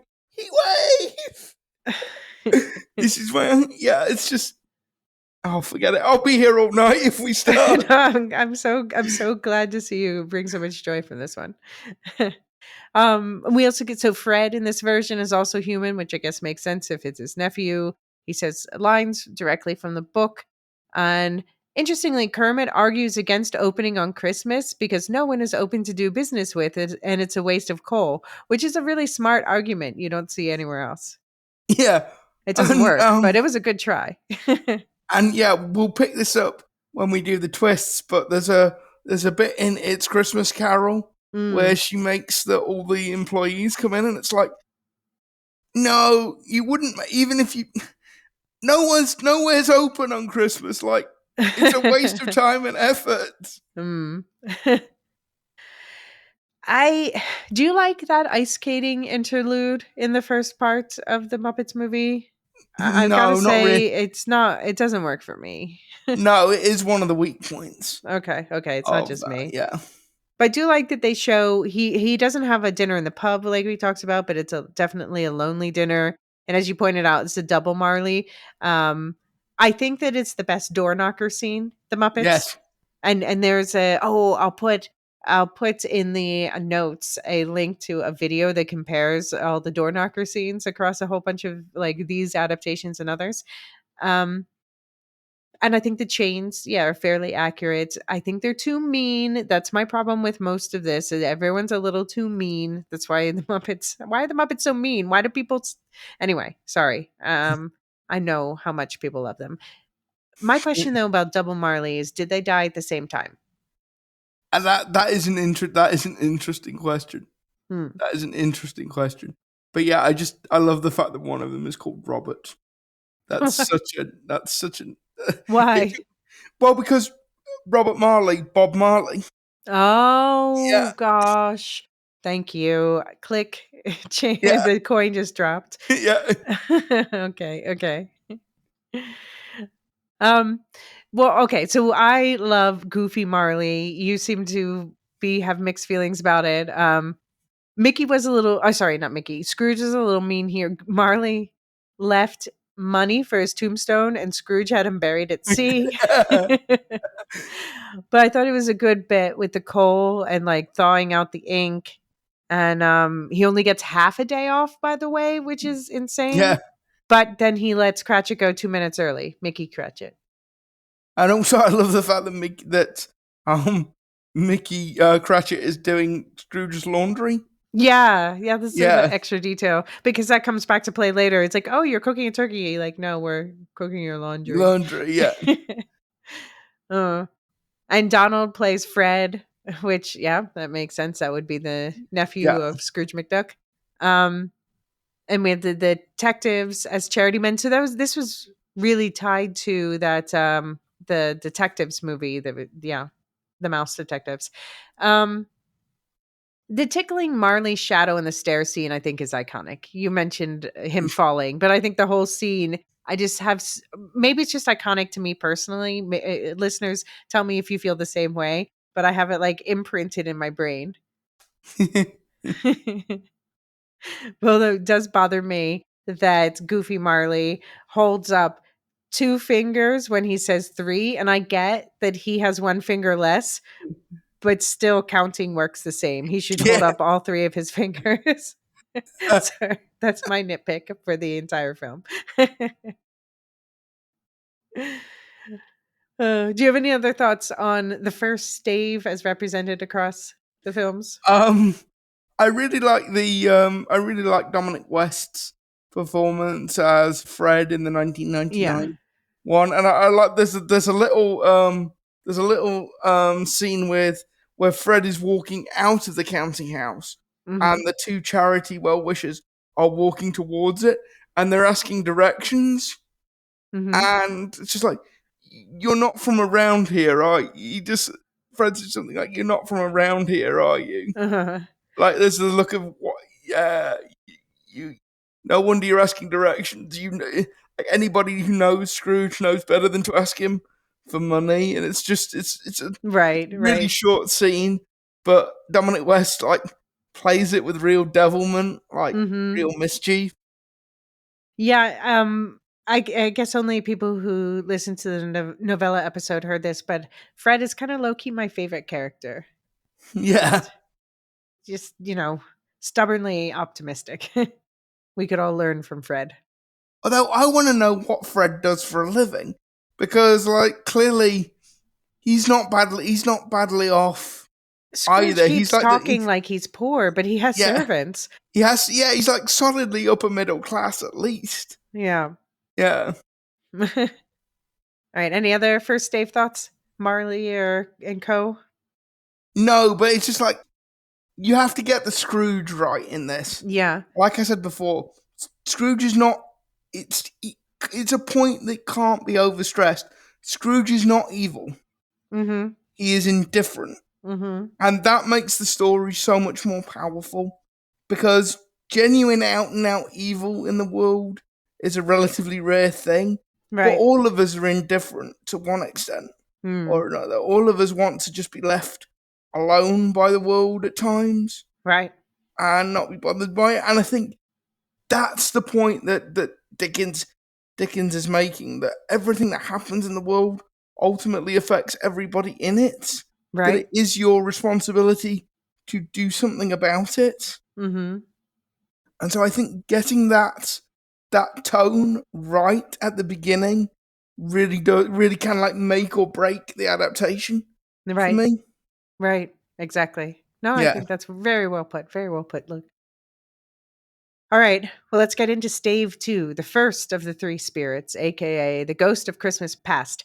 And I have to say, since I read or reread the novella recently for this project, um, I've gotten a little bit obsessed with Dickens' description of the ghost of Christmas past because it's not, it's, you can understand why it's so difficult to represent on screen. So I'm just going to start by reading his description from the novella of the ghost of Christmas past. So it was a strange figure, like a child, yet not so like a child as like an old man, viewed through some supernatural medium, which gave him the appearance of having receded from the view and being diminished to a child's proportions. Its hair, which hung about its neck and down its back, was white as if with age, and yet the face had not a wrinkle in it, and the tenderest bloom was on the skin. The arms were very long and muscular, the hands the same, as if its hold were of uncommon strength. Its legs and feet, most delicately formed, were, like those upper members, bare. It wore a tunic of the purest white, and round its waist was bound a lustrous belt, the sheen of which was beautiful. It held a branch of fresh green holly in its hand, and, in singular contradiction of that wintry emblem, had its dress trimmed with summer flowers. But the strangest thing about it was that from the crown of its head there sprung a bright, clear jet of light, by which all this was visible, and which was doubtless the occasion of its using, in its duller moments, a great extinguisher for a cap, which it now held under its arm.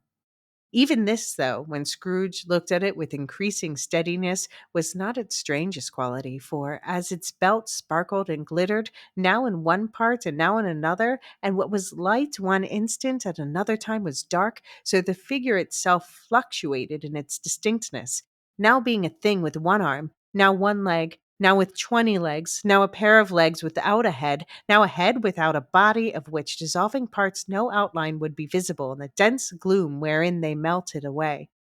And in the very wonder of this, it would be itself again, distinct and clear as ever. Are you the spirit, sir, whose coming was foretold to me? Asked Scrooge. I am.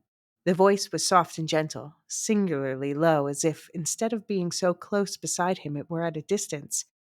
Who and what are you? Scrooge demanded. I am the ghost of Christmas past. Yeah, that would be very hard to represent on screen, and it would cost an arm and a leg not to be Or uh 20. or 20. Yeah, it would be very difficult to do. But this explains why The Ghost of Christmas Past, in, for instance, the 1971 animated short, the Oscar winner, that one has like all these kind of blurred arms and legs, you know? Yeah. And we see just a lot of androgyny in general. Yes. Even in the Muppets one, the Christmas Past is like this sort of immortal child puppet. Yes. It is even a puppet. It's kind of a. It's a. I. I'm not sure what it is. I always thought it was like early CG, like possibly early CG or interesting. I think the 1951 movie with Alistair Sim, The Christmas Past, was one of the most disappointing parts. It's just mundane, whatever, Yeah. fine. I guess they Yeah. just try to make it sort of ambiguous in age or whatever. 1984 Christmas Past, I keep calling Cyndi Lauper.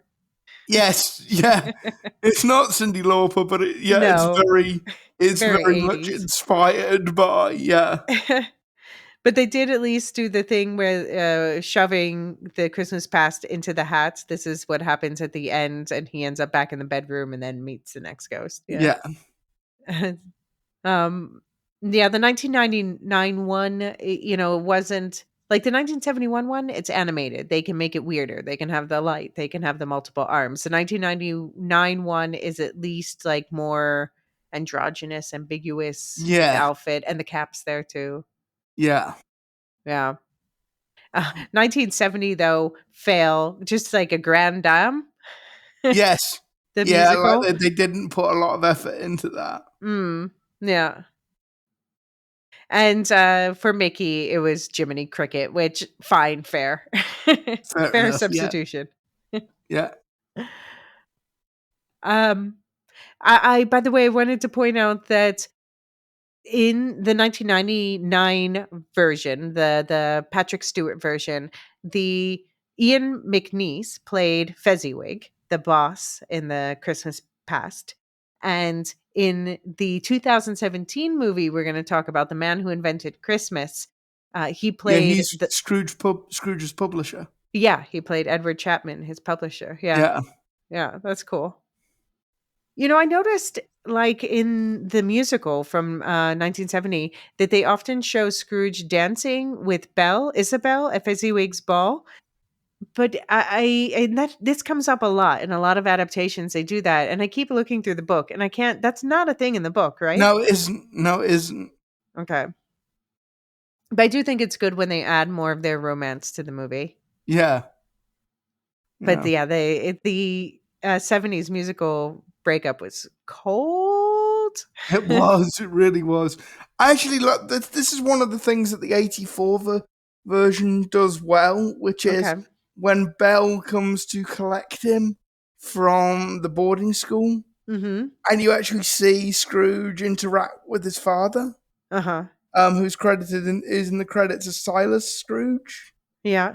I don't think they actually say his name on screen, but it does kind of give you a sense of how awkward that relationship is because Yeah. they've got a whole Tywin Tyrion Lannister thing Yeah. going on that Mhm. Scrooge's father blames him for the death of his mother, like his mother dies in childbirth. Mhm.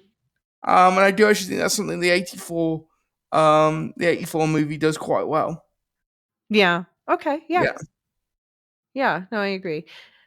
And something the Muppets does well. We already brought up the eagle being. I like that they added the headmaster at the school. Yes.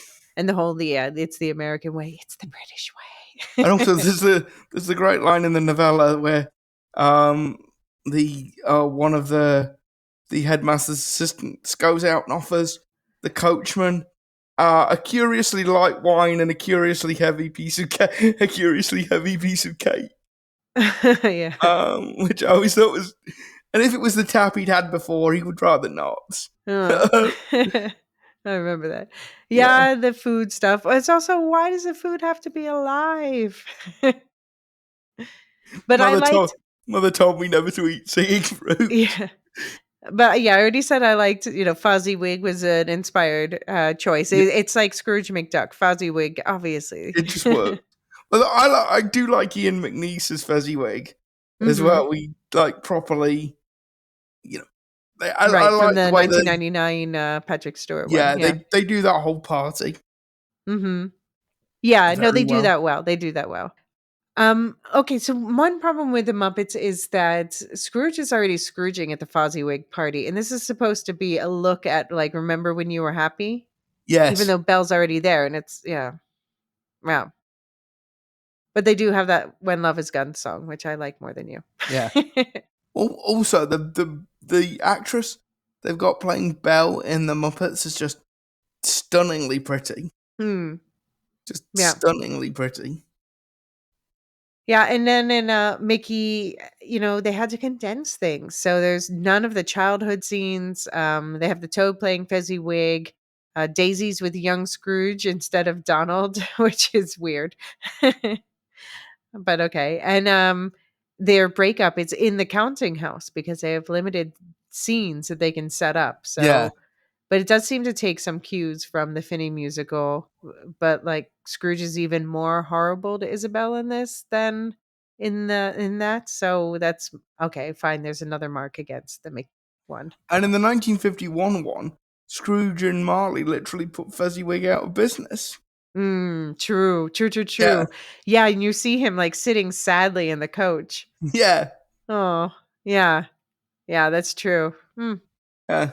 All right. Any other thoughts about the second stave, the Ghost of Christmas Past? I think this is probably my least favorite bit of the book of the novella. Really? Why is Yeah, that? it's quite sad, and like Hmm. the whole thing about Scrooge being abandoned at the boarding school. Like even Mm. when I read it as a kid, that seemed like, yeah, you know what, being kind of down on Christmas.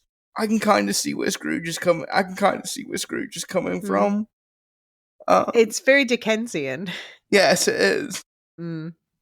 I guess, yeah, it's something, I always like music in a minor key. I love the original Meet Me in St. Louis versions to, yeah, Have Yourself a Merry Little Christmas. Yeah, Yeah, I think for me, Christmas is kind of laced with sadness. I don't know why, even though it's always been a big holiday in my family, and I always, except one year, have celebrated it with my immediate family. So, yeah.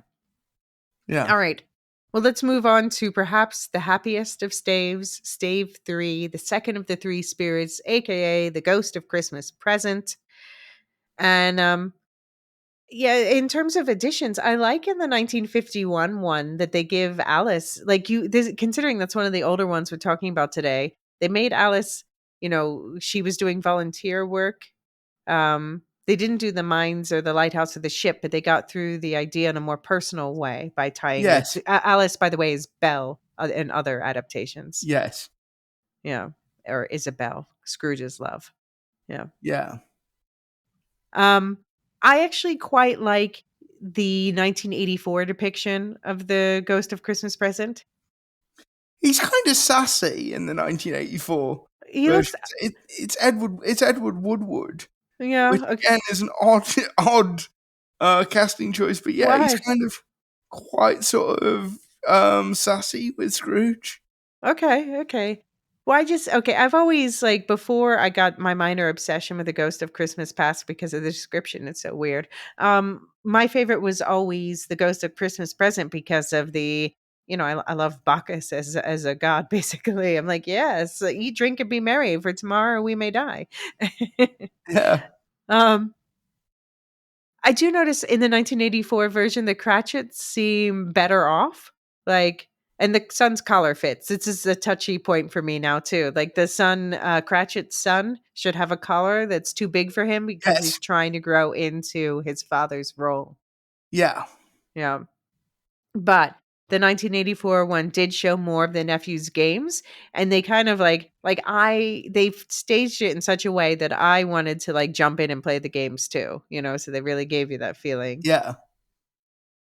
But then, yeah, instead of getting the classic kids under the robes of the ghost of Christmas present, the children that are ignorant and want, we talk about that again more in the novella episode, but we get a destitute family in general. But then we get the kids under the robes again. So they're kind of like doubling down on the message in that sense. So I have to give Yes. them credit there. And they get across well that even the poor can find comfort on Christmas, which is like a big point that's made at length in the novella. Yeah, I mean, I like the 1999 version Mhm. of this because it spends quite a bit of time on the Cratchits Christmas dinner. Yeah. I really love the description of that in the novella, and the care that's taken, and the whole taking the goose out to the bakers, and Uh-huh. the whole thing with the Christmas pudding as well. It's just like yeah, it's a very that whole thing about she wasn't sure if there was enough flour. That's a very Christmassy conversation because we don't really do like classic Christmas pudding because nobody in our house likes it. But my mum will always make a big trifle Uh-huh. for Christmas, and it's always like it's a big deal because it's the one time of year she'll do that. Mhm. And that whole conversation about did it turn out right? Does it taste right? Right. That seems very relatable. Right. And that is tying back to the book too. And that's also the one, as you pointed out earlier, that has that Silent Night montage, and they actually stop by the lighthouse and the ship and then the mines, all these locations from the novella that are rarely put on screen. So, yeah, just extra points for all of that. Uh, and they do actually also age Christmas Present in that one, which Yes, they they don't do. do in many adaptations because Christmas Present only lives through this experience and then dies. Yeah. Yeah. Also, love the Muppets one.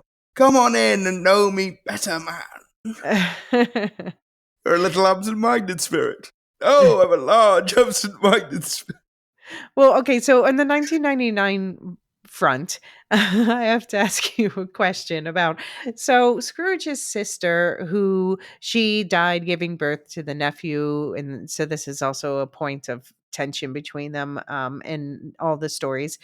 But her name in the novel is Fanny, which is like a classic old-fashioned name in I guess the US and the UK. Yeah. In the US, the name Fanny now is kind of funny because it means but I Yes. know it's an even more vulgar name in the UK. Like, Yes. how odd is it? Because they changed in the 1999 her name to Fran, presumably to Yeah, avoid to saying avoid that. a Yeah. woman's lady parts. Yes. But like, do people? Is anyone named Fanny anymore? Actually, I had a student the other year called Fanny, whose first name was Fanny. Okay. Um, and she was I'm not sure. I'm not sure she was American. She had an American accent, but I'm Mm, not sure that was where she was originally from. But okay. yeah, it's not a common name. Could be. Could be. Yeah. All right, I have a little beef in the fact that at the party, when they're at his nephew Fred's party, there is always this guy Topper who's chasing a girl, and she's described as chubby in the book, but she's never chubby in the adaptations. No, no, she Chubby never is. representation. Represent the chubby, and also like Topper. He's a cad. He's He's such a okay. So the 19 this is a beef with the 1999 version. Is that she actually the sister was encouraged? So it's Fred's wife's sister that his yeah, friend Topper is chasing, and she's actually encouraging it. Like it was borderline sexual predator in the novella. It feels like, and in the 1999 version, she's like, "Yeah, come and get yeah, it," like and then they yeah. kiss. Kissing in Victorian England? I don't know about that. It's a bit problematic. And Mm, like yeah, most of the adaptations either get rid of Topper altogether or play him like right down as a character because yeah, he's a bit of a cad. yeah. Yeah, yeah. I do think the 1971, Albert Finney musical, did The Present pretty well. I thought that that one had the best Christmas present throne of food. Like you really got Yes. like this room full of a throne of food. Yeah. And Scrooge drinks the milk of human kindness, which seems to be wine. Yeah, he's like everybody's getting completely smashed of the milk of human kindness. Well, there's a lot of mentions of alcohol in the book, which is funny why, like, for instance, the 1971, the animated short, the Oscar one, doesn't have any, I guess because it's for kids. But Yeah. 1970, the Albert Finney musical, they're like, oh, yeah, we know alcohol is part of the story. But this is the thing. In the novella, in the novella, even the kids are drinking like neat gin and like warm Right. neat gin and lemon. So It's better than the water. The water yeah, is yeah. dirty. Um, I also like that the 1970 the musical makes clear there's this line in the books that I never really got, to be honest, where the Ghost of Christmas Present says that he has 859 brothers and asks if Scrooge has met any of them. And they clarify in this movie that it's one brother a year since Christ, he says.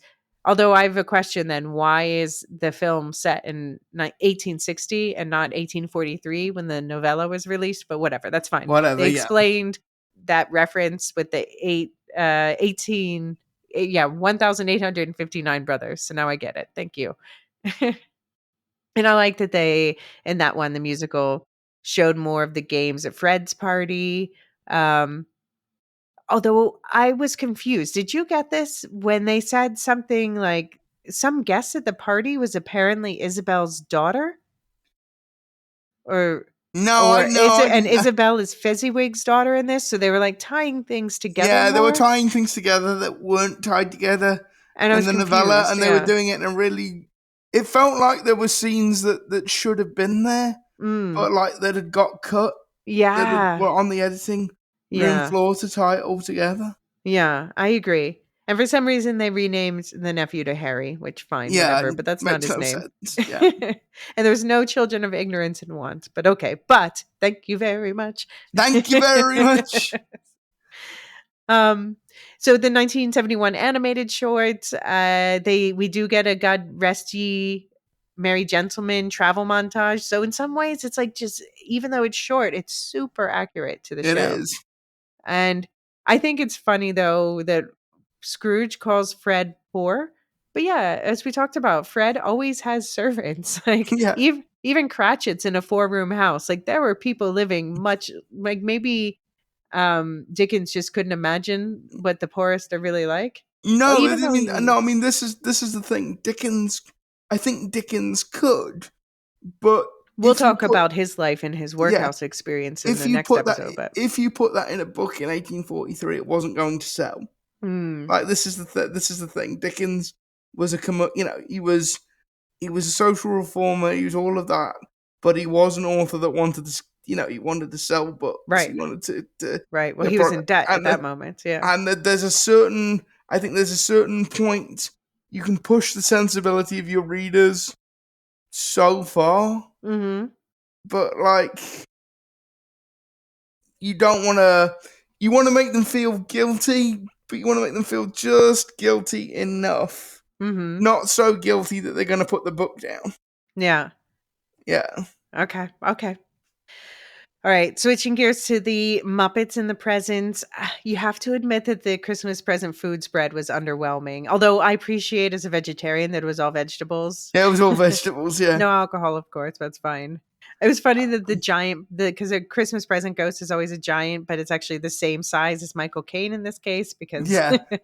Like, I don't think any of them do this scene particularly well, and it's one of my favourite scenes in the whole thing, where Christmas Scrooge and the Ghost of Christmas Present are just wandering around as people are doing their last minute shopping on Christmas morning. And Hmm. like the descriptions of all the foods in the shops and just how jolly everybody is just really nice. Yeah. Yeah. Um, and they always sort of cut. I don't know how you do it, but they always seem to cut that scene slightly short, and it's one of the most like evocative, descriptive Mhm. passages in the entire novella. Yeah, when they're out in the streets and yeah. Yeah. Mhm. Okay. Criticism about the Muppets one is that I didn't like that the Christmas present ghost that he was like forgetful, thinking only of the present. Because I like that the Christmas present ghost is kind of sassy and like acerbic. And I don't know, it's like Scrooge has amnesia. Somehow he doesn't remember that people play games at Christmas. He's like, "What? What is this invention? Games?" But also like it's one of the best bits in the novella, like when and I think all the adaptations have this Mhm. because it's so central to the story. But when the Ghost of Christmas Past is quoting Scrooge back to himself Uh-huh. when they're talking about Tiny Tim, and Yeah. I actually thought the '84 version did that really Right. well What because about like the workhouses? What about the poor? The yeah, surplus population can die. because like And the yeah. Ghost of Christmas Present like really puts some Mhm. venom in it. He really Mhm. puts some sass Right, in it. exactly. Yeah. Yeah. And yeah, as I already said, not enough Miss Piggy. She only shows up 2/3 of the way through, and think she's See, miscast as Mrs. Cratchit. She should have been the ghost of Christmas Present. that doesn't bother me at all because Miss Piggy was like by far and away my least favorite Muppet. Like the less you can do with Miss Piggy. No, you just have to use her correctly. Use her. She would have been a perfect ghost of Christmas Present. That acerbic thing that we were talking about, she would have been perfect. Okay, yeah, I can Yeah. see that. And there's no oldest daughter, Martha, although the oldest son is there. So yeah, Yeah. okay, fine. um, and then yeah, the Mickey one, the Christmas present was Jack's Giant. Yes, okay, that makes sense. They also previously that he's from Mickey and the Giant, and there was a lot of attention to the food part in that Him, one, him trying to but say no alcohol, of him course. trying to say pistachio was like my favorite. Right. Nougat. I liked when he picks up because they all have this horn of plenty that's actually a torch that he carries around, Yeah, and this one just like plucks up a street lamp from the street and uses that. Yeah. as a torch. Yeah, The Cratchits are extra pathetic in the Mickey one. They yeah. really they They really make really sure they look poor. tiny turkey. Yeah. But yeah, we get a little shortchanged in all the different sections because it's so short. So he doesn't visit like his nephew's party or other places. So just the Yeah, Cratchits, basically. Hmm. All right. Any last thoughts on the Christmas present yeah. stave? Best Dave. Like Right. that's Yeah, we talked a about the lot of, most. yeah.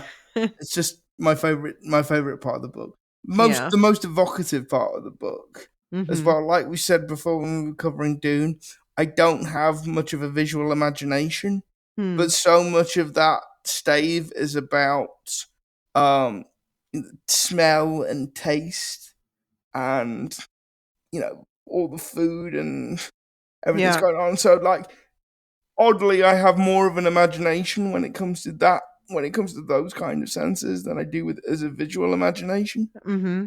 No, that makes sense. That makes Yeah, sense. Yeah. I mean, one of my low key other stave, I like them all, but I like stave 4, The Last of the Spirits, aka The Ghost of Christmas Future, because this is like the creepy one where, he's confronted. By the way, did you know in this stave we talked briefly about the fact that there are 3 people who work for Scrooge in different ways and end up taking his belongings and pawning them after his death because nobody else cares. And the charwoman, who's one of the 3 people, Mrs. Dilber, she was played by Liz Smith in 2 of these adaptations, both yes, 1984 and 1999. That's really cool. yes, I did notice that. And like, yeah, Liz Smith's entire career, even when she was quite young, seems to be playing old hags in Mhm. like um I in don't really know her from anything else, but no, like she was in a ton of children's programs in the Mhm. UK, and she always played that kind of character. Okay. She played a lot of witches. Ah, okay. But yeah, I mean, I think the most iconic of this last stave is from the musical, the 1970 musical. Uh, Oh, please don't! We need to get rid of that song. I mean, it's when we get the whole group cheering for Scrooge dying. So there's no this is a break from the others where Scrooge is in like such deep denial where it's very clear to the reader or the viewer or whatever that the dead person that everybody is happy about being dead or doesn't care about being dead or whatever, that it's Scrooge. It's we all know, but he is in such denial until the last moment where obviously the ghost of Christmas future is pointing to the grave. And yeah, in this, there's no denying it for him because they are literally dancing on his coffin as they carry it through the streets and sing, what do they sing? Thank you Thank you very very much. much. But yeah, but I love the fact that Scrooge is completely oblivious as to what's going on, which kind of undercuts the point because he's supposed to be horrified at his own death, but he's I so mean, it like, is hard. There's singing and dancing and celebrating her death. That's yeah, horrifying. but that's the thing. He doesn't realize And that's what not they're in like the New celebrating. Orleans like jazz funeral way. Like they are glad you are dead. Yeah, Mm. and if I had a flag, I'd have me flag out. But yeah, so this is basically replacing those three people that we were talking about, the charwoman, the laundress, and the Yeah, undertaker's man. But yeah, worthy substitution. I always like the bit that comes before that as well, with the three guys at the stock exchange going, old Scratch has got his at last. Yes, Yeah. it'll be a very cheap. It'll be a very cheap funeral. Yeah. Well, so that's Old Scratch. That's the other thing that makes this such an iconic adaptation is we get this whole hell sequence. He goes to hell. Marley comes back. And gives him a Um guided tour. yeah, gives him a guided tour and then wraps him in endless chains and then he wakes up being strangled by his bed sheets in a similar manner And instead also, of like he's such a good businessman. He's going to be the devil's bookkeeper. right. Right. Yeah, I mean, I think there are a lot of later adaptations after 1970 that look back toward this and are like, yeah, let's hell up that final moment where yeah, he's looking at his grave. And so like in the 1990 version, he falls on himself in the grave and then through this hellish landscape to his bed. And you see that repeated in several adaptations. yeah. Also, in the 1971 one, he's so evil he literally makes hell freeze over. Wait, in the So in the in 1971, the in the Albert Finney musical, one, yeah. yeah, he's literally so evil he makes hell freeze over. Yeah, yeah. Yeah, that's one of the most memorable parts of it for sure. Yeah, it's like, hang on, I thought we were calling this because that's kind of on the borderline between is this a faithful adaptation and is this a twist? Mm. Because like the third stave of that goes really quite a long way from the book. I mean, yes, a bit, but I think when we look at like the ones that we're watching for the twist episode, those are quite a step further. Yes, they are. Even Scrooge, that a lot of people consider an adaptation, it's No, no. I'm so sorry. Luke and I don't love Scrooged. We'll Oh, get but to it. We'll yeah, get we'll, to we'll it. But get to it. We'll get to it. it's All right. certainly not an adaptation. um But, yeah, I liked the Muppets one with the pawn shop where they have the spider puppet as Old Joe and all the bugs. That was, like, suitably creepy and atmospheric. Yeah, I like the 19. Like I said, I like the fact that the 1951 version fleshes out the Char Lady and Mrs. Dilber. Mhm. Yeah. Because they're not just random characters that show up; they're like Scrooge's housekeepers. Mhm. Yeah, exactly. No, I like that so it's more meaningful when they show up at that moment. It's like, "Oh, well, yeah." Yeah, they have a reason for being there. Mhm. And also she's like when that's in the last part, but, Yeah, when wakes up again in the morning and his housekeeper is there and he's like, "You didn't take my curtains." She's like, "No." And she's, like, about to have him committed until he gives her a bunch of money, and then she's like, yeah, "No, actually this new manic behavior is great." yeah. Fine, just give me the money. Okay, but, before we get into that, Mickey one, I the dog villain was Black Pete, and I don't know, I was always into, like, the goofy side of things, so maybe that's also why I liked him as Marley. So I enjoyed seeing Black Pete there. He's smoking a cigar and he talks at the end. Um, and we talked about this a bit, but I appreciate that they decided to make the most of the limited runtime and limited budget, as Jiminy Cricket was told, by combining the future visions in the same ceremony, and then he again Yeah, falls through the grave back to the bedroom, which I would say is also influenced by the 1970 musical. Hmm. yeah. Any final thoughts on the Last of the Spirits, Stay 4? I mean, this is the bit where in all the adaptations and the novella, this is the bit where it's most clearly a ghost story. Mhm. Like it's meant to I be like this one horrific. because it gets spooky. Yeah. Yeah. And it's all, and a lot of that's to do with the fact that the ghost of Christmas yet to come doesn't speak. Mhm.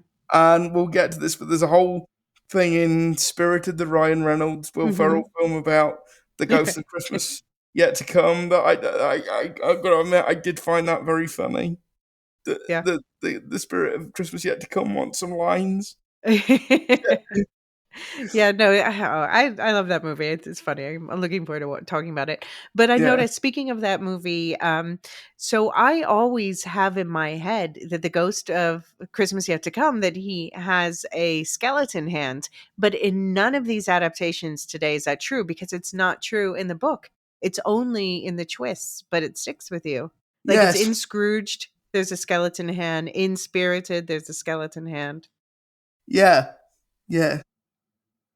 All right. Shall we get to Stave 5, the end Save of it? five. Yeah. The end of it. So I appreciate that we talked about in the novella how they're these older functioning, the basically shops. The way society used to work in London is different than it works today. So, for instance, there was a separate poultier, who would just have birds basically. But now, obviously, in the 1951 version, they just call that the butcher because nobody has a separate poultier. Yeah. Um, and in the 1951 version, they call smoking bishops hot punch, the mulled wine. Although in 1999, they actually call it hot bishops or smoking bishops. Yeah. I think. I think to be honest, it's made something of a comeback as kind of different types of like mulled wine, because Hmm. there's a load of there's like I put one in the chat that we have on WhatsApp, but there's a load of them now that have come up in my YouTube uh algorithm recommendations of how Right. to make Well, um it is. I think there's especially a German influence on that. Like Germans are really good at Christmas, in case you didn't know. um, and I live in the Germany adjacent country, so we benefit from their spillover Christmas spirit. Literally, sometimes in the case of Glühwein, it's called, or wine that makes you glow. which you actually, in order to get in the spirit of things, let's just Alicia is now 2 glasses of wine in. And what describe the mug that it's in when Oh you yeah, you it's are. You're it's wearing a like it's red a. Christmas boot. It's from Christmas Village in Philadelphia. I grew up in Philadelphia, for anyone who doesn't know. But yeah, Alicia's on her second cup of mulled wine. Yeah. Do I seem merry? No, no more so than usual. Because I'm always on my second glass of Glühwein. um, But yeah, I already complained about 1984 feeling like a stage play. I feel like that was especially true in the last act. And speaking of updates, in the 1999, instead of we talked about in the novella, the walker, which means basically, I don't believe you. They say you're joshing, which feels a little too modern for me. Yeah, but I do like the 1999 one. Like Patrick Stewart does the proper like Scrooge beginning to cough and then it turning into a laugh, which is Oh, how it yeah. how it's described in the book, because like he hasn't laughed for but such a long then time. But then he only offers the boy 2 shillings instead of half a crown for the doing the turkey. That's true, but I mean, we already sort of touched on this. The problem with the 1971 is Scrooge goes too far the other way. He's Yes. Hmm. almost certainly bankrupting himself. Well, yeah, that's a problem with Scrooge too, where he not only gets him. Well, we'll talk about that, but he's gonna get himself fired and in jail. Yeah. um, okay, so the 1999 Patrick Stewart actually goes to church, which is interesting that we never see it anywhere else because we talked about in the novella episode about the controversy around whether this is too secular a story for Christmas. Mm. There were complaints of that. But I love in the 1999 one, something I haven't really seen elsewhere is they actually show the awkward moment where Scrooge has to apologize to his nephew and his wife and be like, "I'm sorry, I've been such an asshole. Yeah. Please let me come to dinner now."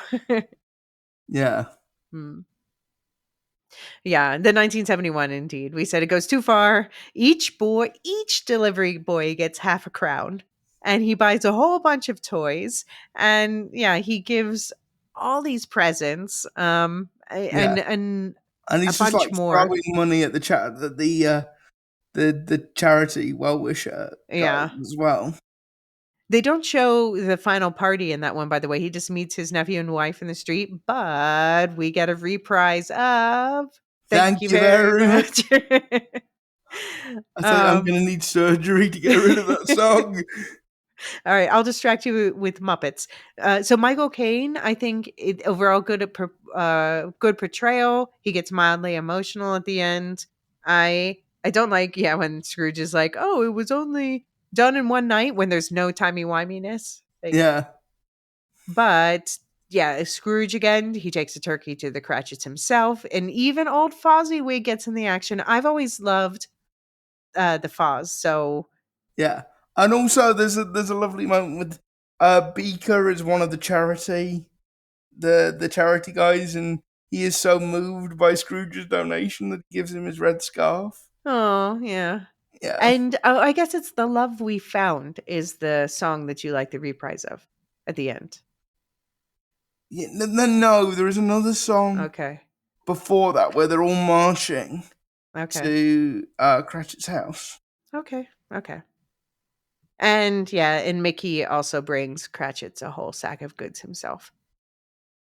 Any other thoughts about the end of it? Oh, just to say one thing more about the Muppets.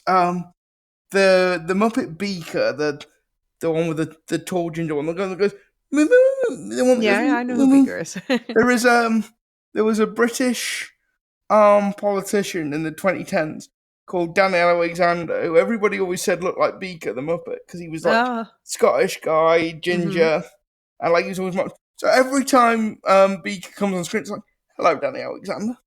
It's like it's been locked into my brain now. As that is, And I have to look him up. those two will forever be associated with each other.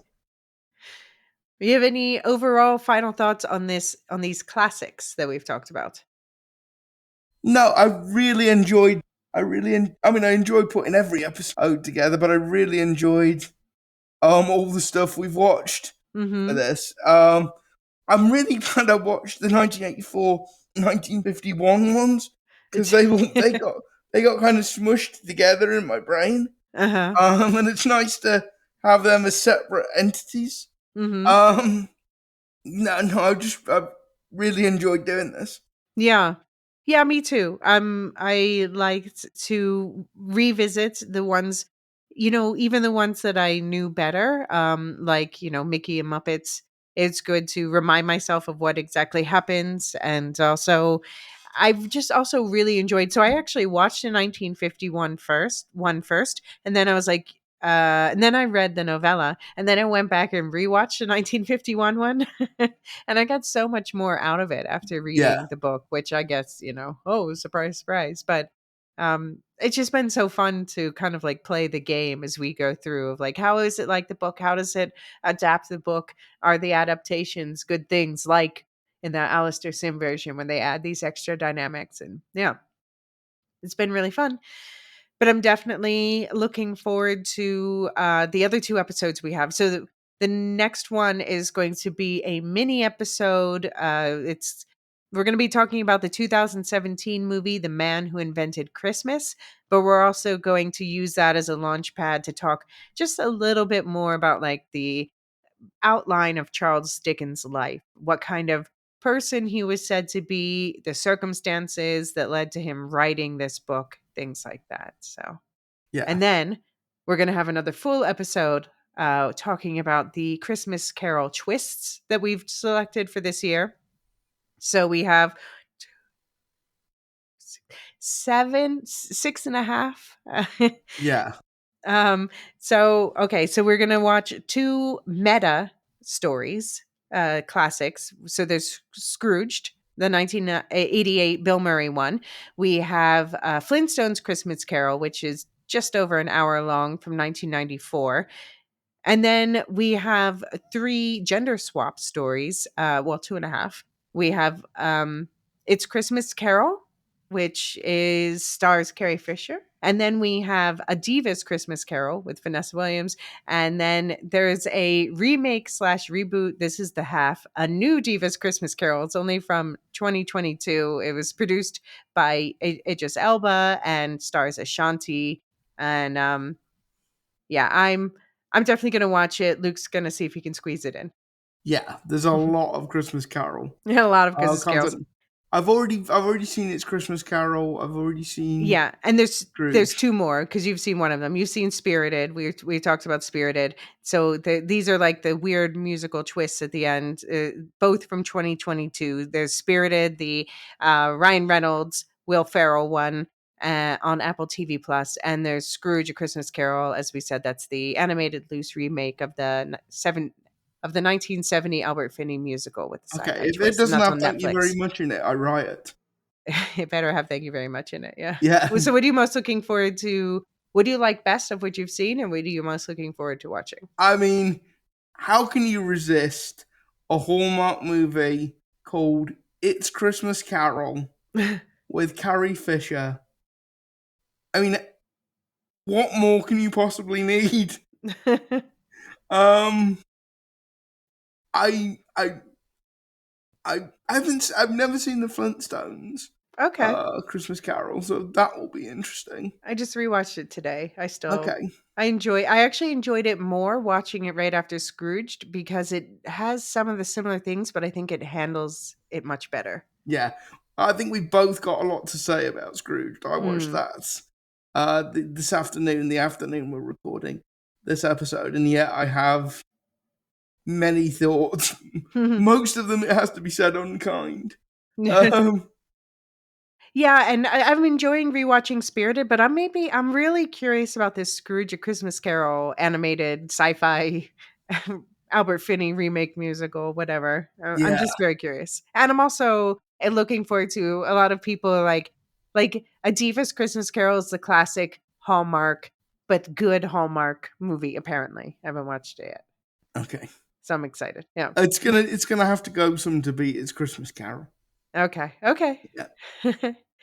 And yeah, we've already agreed we're doing another round next year. So, listeners, if we aren't covering your favorite, then please let us know. You'll find links in the show notes to our email, Discord, and Blue Sky, plus links to the Supercast and Patreon book club if you're interested in that novella deep dive and an extra short story. Not to mention last year's coverage of The Greatest Gift, which is a story our public Christmas special of last year, It's a Wonderful Life, was based on. And there's also similar Spooktober specials and breakdowns of Silo and other Hugh Howey and Dune books and the weekly Silo spoiler casts. That's all in the Supercast and Patreon. If none of that's for you, that's great. We're just glad you're here. Thank you so much. If you enjoyed this, please do pass it on. And we also love to hear your feedback as well. And do also check out the cheesy Netflix Christmas coverage going on in the Lorehounds feed as well. And of course, the weekly Dune Prophecy breakdowns over there, as well as other affiliates like my own, the Star Wars Canon Timeline podcast, Never Mind the Music, Radioactive Ramblings, and Properly Howard are all currently putting out new episodes. Any final thoughts, Luke? No, I think that's it. All right. See you soon for verse 1, the twists. But first, more silo breakdowns. Until then, May you ever be haunted by Dickens' description of the ghost of Christmas past.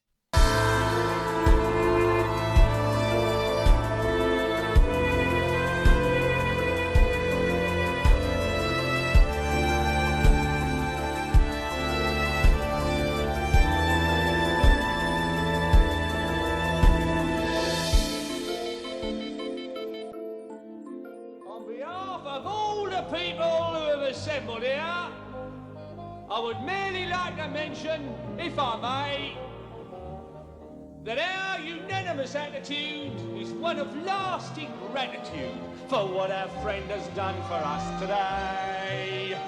And therefore, I would simply like to say, thank you very much. Thank you very much. That's the nicest thing that anyone's ever done for me. I may sound double Dutch, but my delight is such. I feel as if a losing war's been won for me. And if I had a flag, I'd hang me flag out to add a sort of final victory touch. But since I left me flag at home, I'll simply have to say thank you very, very, very much.